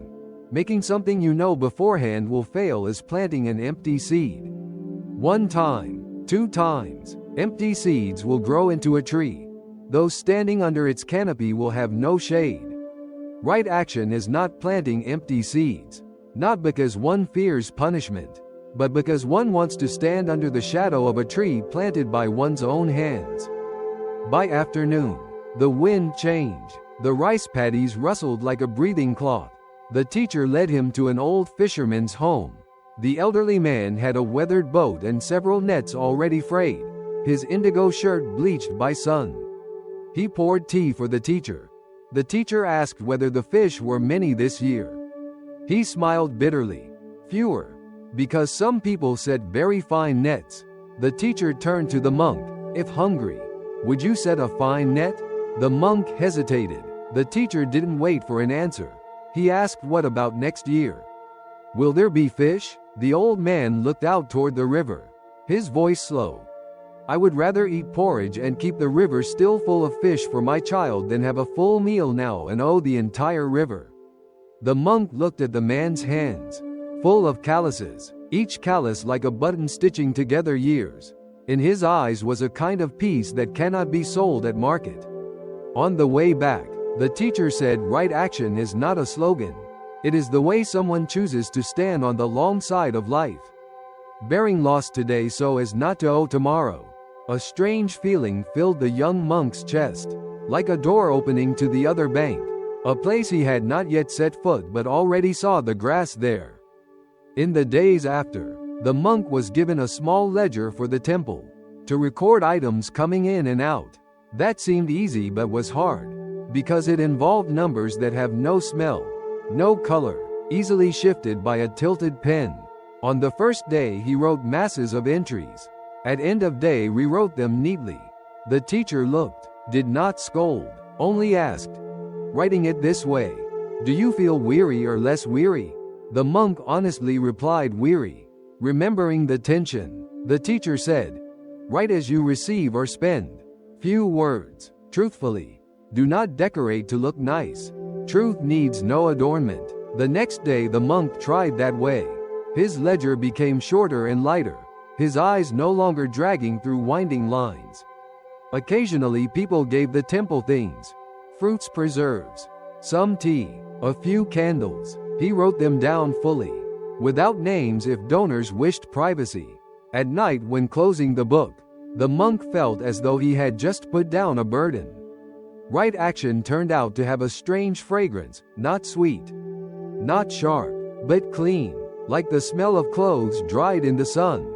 One afternoon, a builder from the upper village visited the temple asking for bamboo because he was building for his sister, promising to return when season allows cutting. The temple's bamboo was reserved for roof repairs. The teacher asked, could you help us tomorrow plaster the guest kitchen? The builder nodded. The teacher said bamboo will lend you 2 stalks. In return lend us your hands for an afternoon. The builder's eyes lit. Next day, trowel in hand, wet mortar flying, the kitchen began anew. The smell of wet earth mixed with straw rose sweet like the smell of the countryside cooked by rain. The builder embraced the 2 bamboo stalks to carry home. Thanked clearly. The monk sat watching the dry mud trail on tiled floor. realizing a kind of honest way of making a living is not only what one does, but in how exchanges are made so both stand tall. Trades are also action, niep. Exchange done fairly then house stands long, exchange done cunningly then foundation damp. Another dawn when clouds still clung to mountainside like flocks of white sheep. A young man from the city returned, wearing a shiny cap, holding newspapers, asking the teacher for a letter of recommendation to a good job. He said the pay was high, needed nice credentials. He asked the teacher to certify his volunteer work at the temple months ago. Though he had only dropped by a couple of times, the teacher opened the guest hall door, poured water, showed him the temple ledger. In it the young man's name came up twice, for coming to temple, for bringing second-hand books as donation. The teacher said, "I can sign exactly as the ledger records." The young man blushed, said just missing one more line. The teacher asked, "Could you be missing something else? Missing a bit of haste?" The young man hung his head. That same afternoon he stayed at the temple, helping carry wood and clean tables. At mealtime he smiled, saying probably he will submit his paperwork later than the group, but maybe going forward he will not need to bow his head when someone asks. The monk heard this, remembered the wooden bridge and the potter, remembered the fisherman, remembered the honey bottle. The pieces scattered came together into a single fine thread.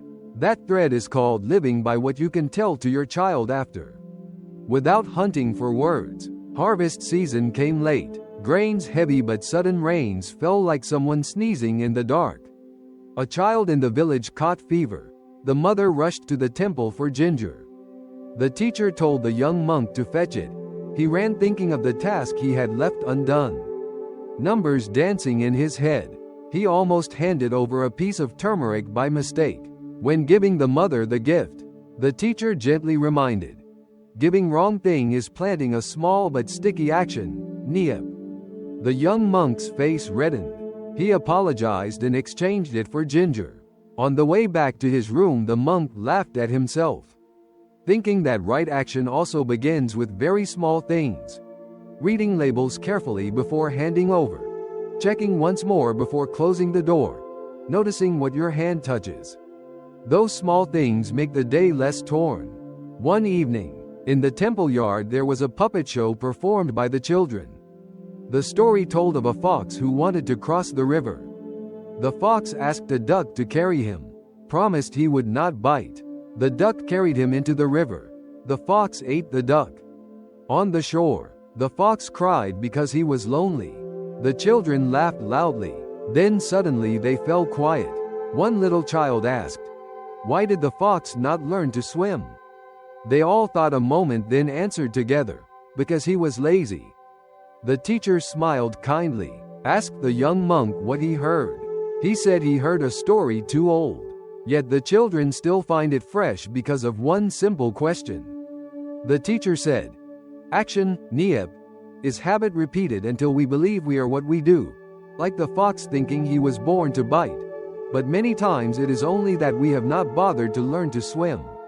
Right action does not teach us to fight against our nature. It teaches us to correct our habits. Correct a little each day. Eventually one will no longer recognize that one has become different. One day the temple received a small order from the school in the village below wanting a few bamboo bookshelves. The young monk accepted. On the first day he measured crookedly, tied knots unevenly. One side too thin, another too long. He got angry, wanted to finish quickly. Then he remembered the teacher's teaching. He dismantled it, remade it, each knot with a breath, each hole inspected.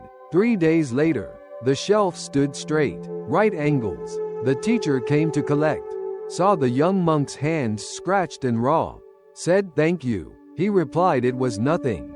On the way back, the young monk felt something warm spreading inside, not pride, not showing off, but the harmony between what one says and what one touches.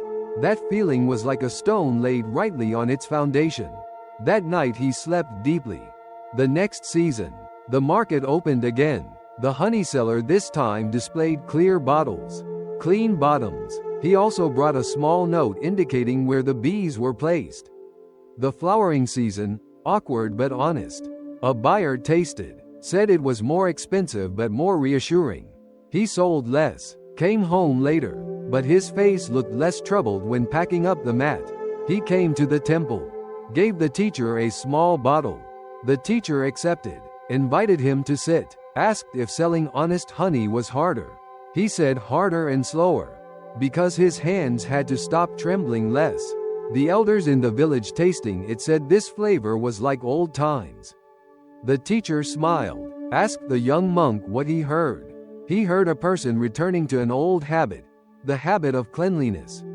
It turned out that sometimes curing the feeling of emptiness does not require adding anything, just removing a little slyness from one's trade. Another evening, rain pounded the tile roof.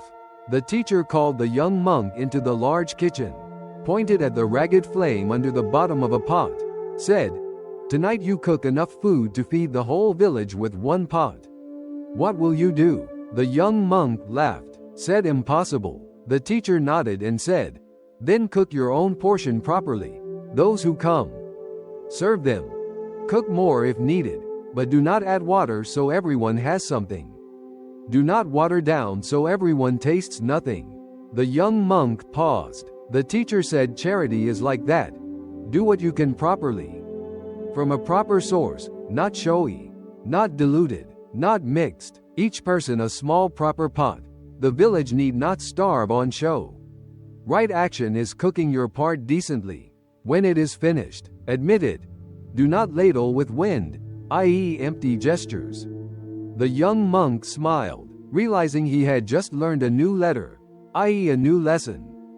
Once, someone brought 2 old shirts to the temple asking for them to be given to the poor. The shirts smelled moldy, seams coming undone. The young monk hesitated. The teacher smelled one, said if it can be washed, take it, if not, refuse. He said helping well is action, but giving a moldy shirt is planting mold in another's home. Giving with wisdom is right action. The young monk took the shirts to wash. One became clean, one was ruined. The clean one was placed in the guest hall, the ruined one discarded. The young monk felt light because of a very simple truth. Do not pass on your own rot to others and call it kindness. That night, talking under the porch, the teacher told an old story. Once a person up the mountain brought fruit to donate to the temple. He picked the good fruit for others, the bruised fruit for the temple. An old priest refused. Asked the person to feast on the bruised ones. Then next time donate what he himself would like to eat. The young monk listened. Suddenly right action had the taste of fruit properly ripe, not forced, not labeled. Time passed. The young monk gradually saw that right action is not in signs hung on doors, not in speeches. It is in the nature of repeated deeds. A blacksmith hammering rightly, a potter turning evenly, a seller keeping accurate books, a butcher not stealing a scrap of meat, a bridge builder discarding rotten planks, a fisherman avoiding fine harmful nets, a forester leaving mother trees, a teacher writing what is seen faithfully. These acts flow through days like water leaking through paddy fields, quietly, but if one leans close, one hears a lasting melody, and in that lasting melody, emptiness is no longer the well forever begging to be filled. It becomes a water surface that reflects one's eyes and another's. One early summer night, the teacher placed before the young monk 2 objects, a wooden hammer and a feather. The teacher said, "Use the hammer to tap the table. Listen. Then use the feather to touch the water surface in a bowl. Observe." The young monk did. The hammer gave a deep sound. The feather made thin ripples. The teacher said, "There are tasks that need hammer, tasks that need feather. Right action is knowing which tool one needs, with the same intention to help people. Sometimes one must speak firmly, sometimes just touch gently, with the same coin. Sometimes give immediately, sometimes refuse so the other does not fall, with the same craft. Sometimes rise, sometimes rest." The young monk was silent, thinking of times he used the hammer for what needed feather. and feather for what needed hammer. From that day on, he practiced asking silently before acting. What force does this task need? That question saved him from breaking several fragile bonds, and steadied his hand before rushing to prove himself right. By harvest moon, the valley smelled like someone scattering fresh young rice flakes. The bamboo bridge over the stream still stood safely.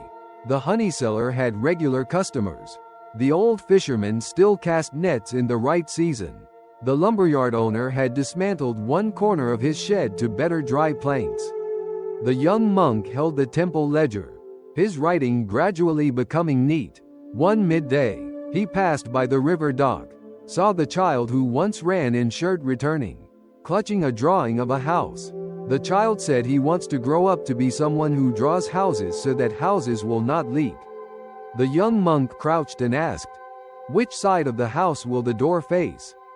The child thought, then said, "Facing the river so that it can hear the water." The teacher heard, nodded, said, "Someone wishing for a house without leaks must learn to draw with ears." Right action even for an architect is listening. Listening to wind, to sunshine, to footsteps of people. The three stood on the bridge, wind passing through, water flowing below. On the water surface, circles from a leaf that had just fallen were dissolving. The three looked longer than usual. In that moment, the lesson perhaps had gone beyond words. It became the feeling of hands in the right place when touching anything. A bottle of honey, a plank, a fish, a letter, a bamboo, a rope joint, a ledger, another's heart. When hands remember the feeling of being in the right place, the heart demands less. When the heart demands less, the inside emptiness is no longer a hole begging filling. It is space for night wind to pass, so that one living hears one's voice a little more clearly. Enough so that next morning one wakes and places hand on the first thing of the day with simple respect.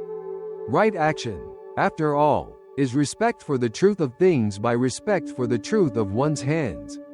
One who can do that carries a strange clean fragrance. And when that cleanliness is present, others want to come close. When others draw near, the bridge in each person's heart links with the bridge in another's. A valley suddenly less lonely. A temple suddenly brighter even with still the same lamps. A human suddenly warmer even though the wind still blows. Lesson 15. Right livelihood. One market morning, just as the smell of cooking smoke was rising, a muffled announcement echoed from below the mountain. Traders from the town are coming, placing large orders for the festival season. People hurry to display everything. Cages for release birds stacked in towers. Medicinal wine in green and red bottles. Handheld fireworks. Balloons inflated like plastic moons. In one corner, a vendor showed a little fish shock device, claiming just touching the water, fish would float up white. No need to wait for the tide. The youth crowd gathered, their eyes sparking like flashes of light. The teacher sent the young monk down to the market to buy some thorny rope and canvas cloth, and told him to observe, not judge, only to see the pathways through which a piece of bread travels. After walking past only a few stalls, the young monk felt his chest flutter, like a stream surface struck by a stone. His childhood friend, gentle as the earth, was helping the birdcage vendor, swiftly locking new sparrows in cages, shouting prices. The friend saw him, called him over to help, said making money here is faster than sweeping the temple yard. One market session enough to buy sandals for the rainy season. The young monk froze. Between the flutter of wings and the smell of plastic balloons there was something both scratching and flattering in his chest. In that moment he remembered temple roof leaking in rain, the two cracked tiles, the bamboo bridge just built missing a section of railing, and a whisper in his mind said, "Just do a temporary fix for a few days. When money comes then." The teacher didn't pull him away, just asked him to turn toward the riverbank.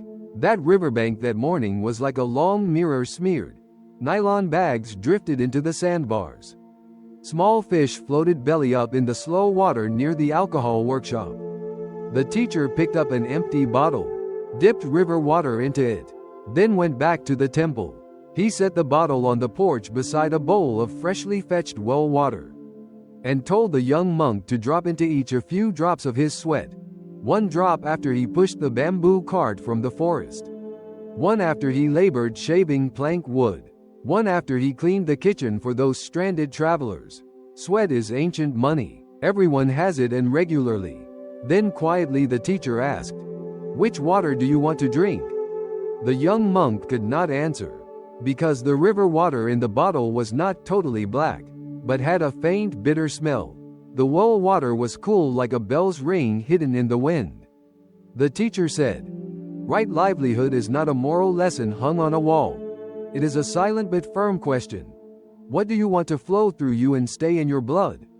By then the young monk understood why the sound of the bird in cage made his heart skip a beat.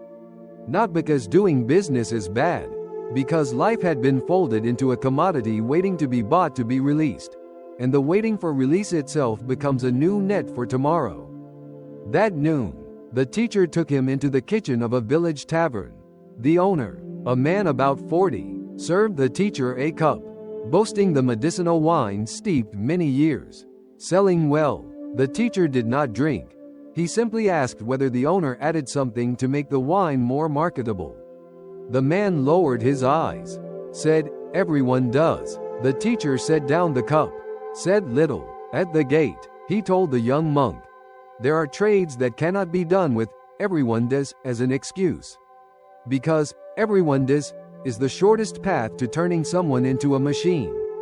Selling wine to get people drunk, selling traps for killing, selling false news for fear, selling fake medicines for fake hope, selling captured birds under a 'compassionate release' label. Right livelihood is living so as not to add drunkenness, not to add death, not to add falsehood into the stream of life. Poverty is never a crime. Sowing drunkenness, sowing harm, sowing falsehood are the long debt." By afternoon the teacher told him to follow him into the valley across. There lived a widow and her 2 children. A house perched on the hillside looking over the terraced fields. A wind chime made from gourd shell hanging at her door.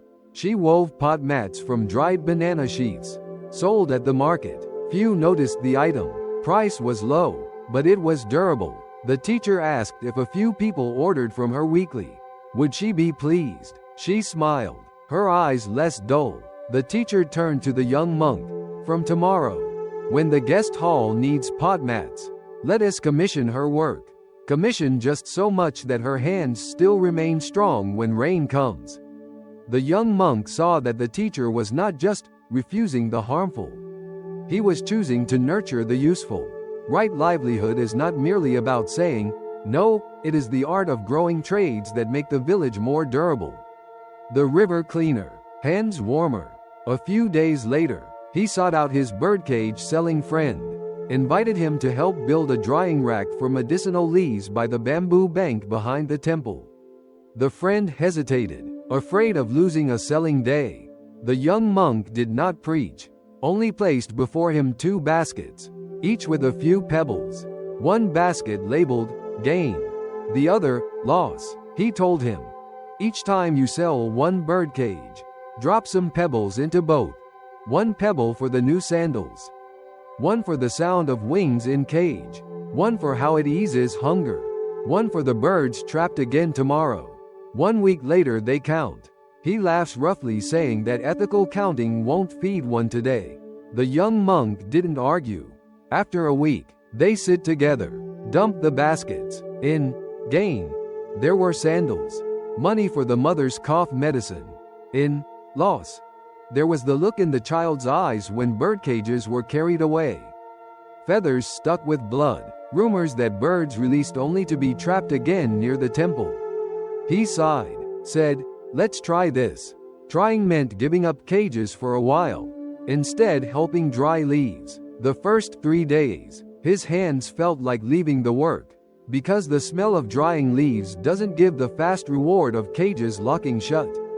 But on the 4th day, he coughs less lying near mint leaves drying in sun, and that night his mother sleeps peacefully for first time in many nights. Chest warmed. He says that warmth smells more worthy than the price of 1 cage. The teacher heard, only smiled, a nod like greeting a river that has just found a new path to flow. The market bustle calmed. The village began talking about something else. A company from town will open a cassava flour mill by the stream. Hire many people, pay well, with festival bonuses. Everyone is excited. The teacher and young monk attend a meeting. The company's representative talks clearly about number of seats, hours, money, everything sounding like candy about to be handed out. An old man stands, asks where the wastewater will go.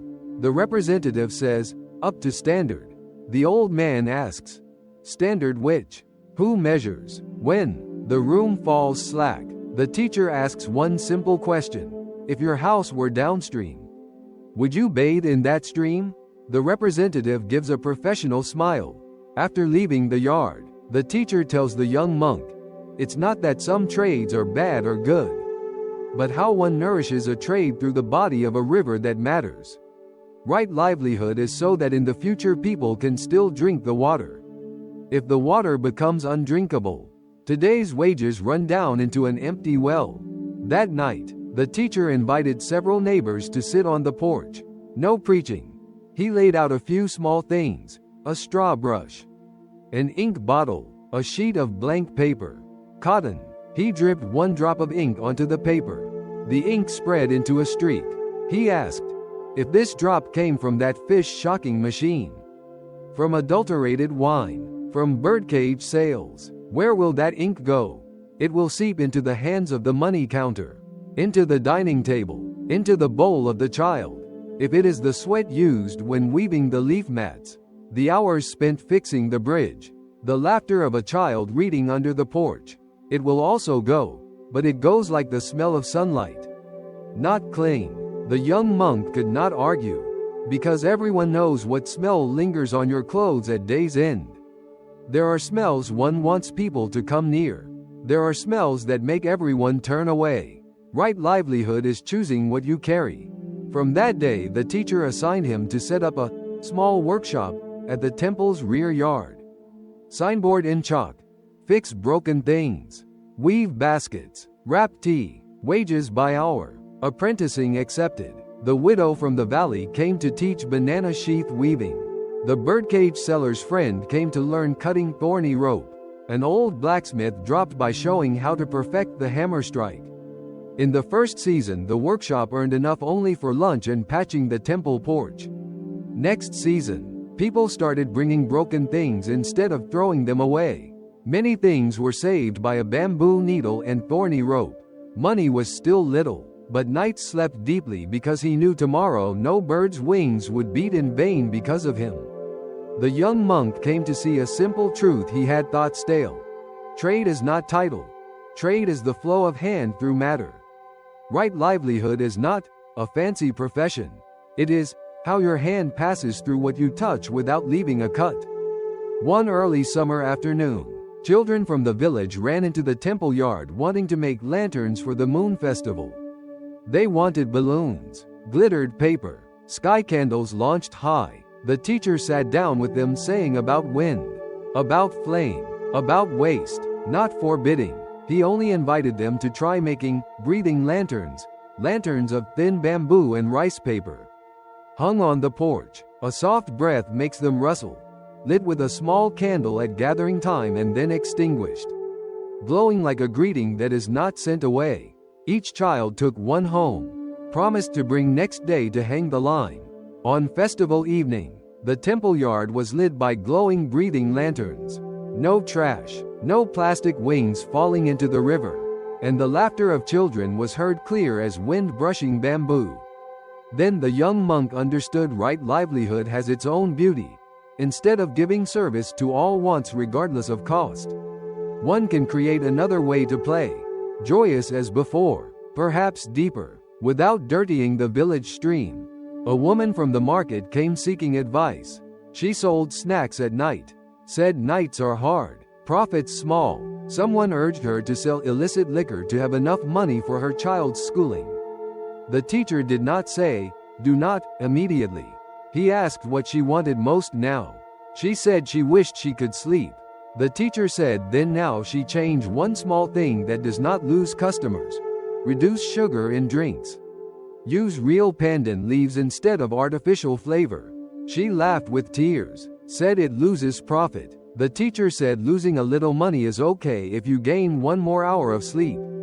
And the child wakes not forced to drink something that burdens its liver. She did so. A month later she invited teacher to have sweet soup, saying it sold slower but regulars said soup smelled of pandan leaf. And after drinking not thirsty again. It turned out the gain of right livelihood is sometimes not in the ledger, it lies in the sleep. In one dry season, the small workshop accepted a batch of rattan chairs from the village school. One chair was completely broken, its rattan legs rotten inside. The manager wanted to fix it just enough to have photos for the report. The young monk looked at the child sitting on the doorstep, thought of how later the children would eat lunch on those chairs. He said no, not because of morality, but because he feared the child falling. The manager grew annoyed, said find another place. They did a real fake repair, wrapped tape around the chair leg, took glossy photos. 2 weeks later, a kid fell, scraped a knee. The manager brought the chair back, asked for real repair. The teacher did not scold, just told him, right livelihood is being more afraid of a child's bruise than afraid of losing a contract. The manager was silent, nodded. That night, the young monk sat longer under the porch sharpening a bamboo needle. Heard the needle glide through rattan like a small blade rescuing a day from a tear. Now the young monk looks back on the lessons so far and sees that each one has flowed into this lesson like tributaries finding each other. Without right view, one does not see sky in a drop of fish sauce, in a glass of wine, in a bird cage. Without right thought, one does not recognize one's true intention when one takes a contract just to finish. Without right speech, one lacks gentle words to refuse profit that harms. Without right action, one's hands are not trained to untie evil knots that have become tight. Without right effort, one becomes discouraged when people laugh because one sells slowly.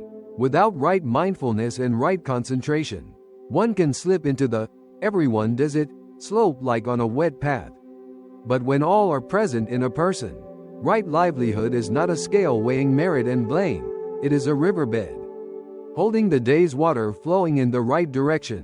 One afternoon when rain dripped lightly like someone testing ink, the teacher placed before the young monk 2 coins, a new shiny one, and an old worn one. The teacher asked which coin he wanted.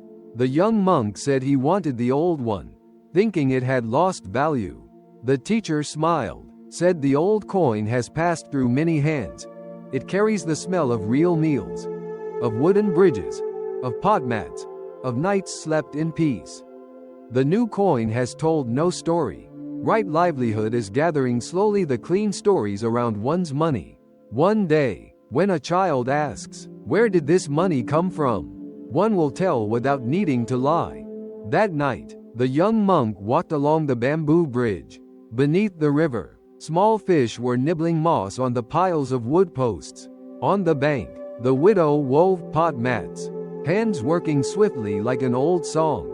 The former birdcage seller's friend sat separating thorny rope, whistling a tune that didn't rhyme, saying the smell of mint leaves had become the smell of his whole home.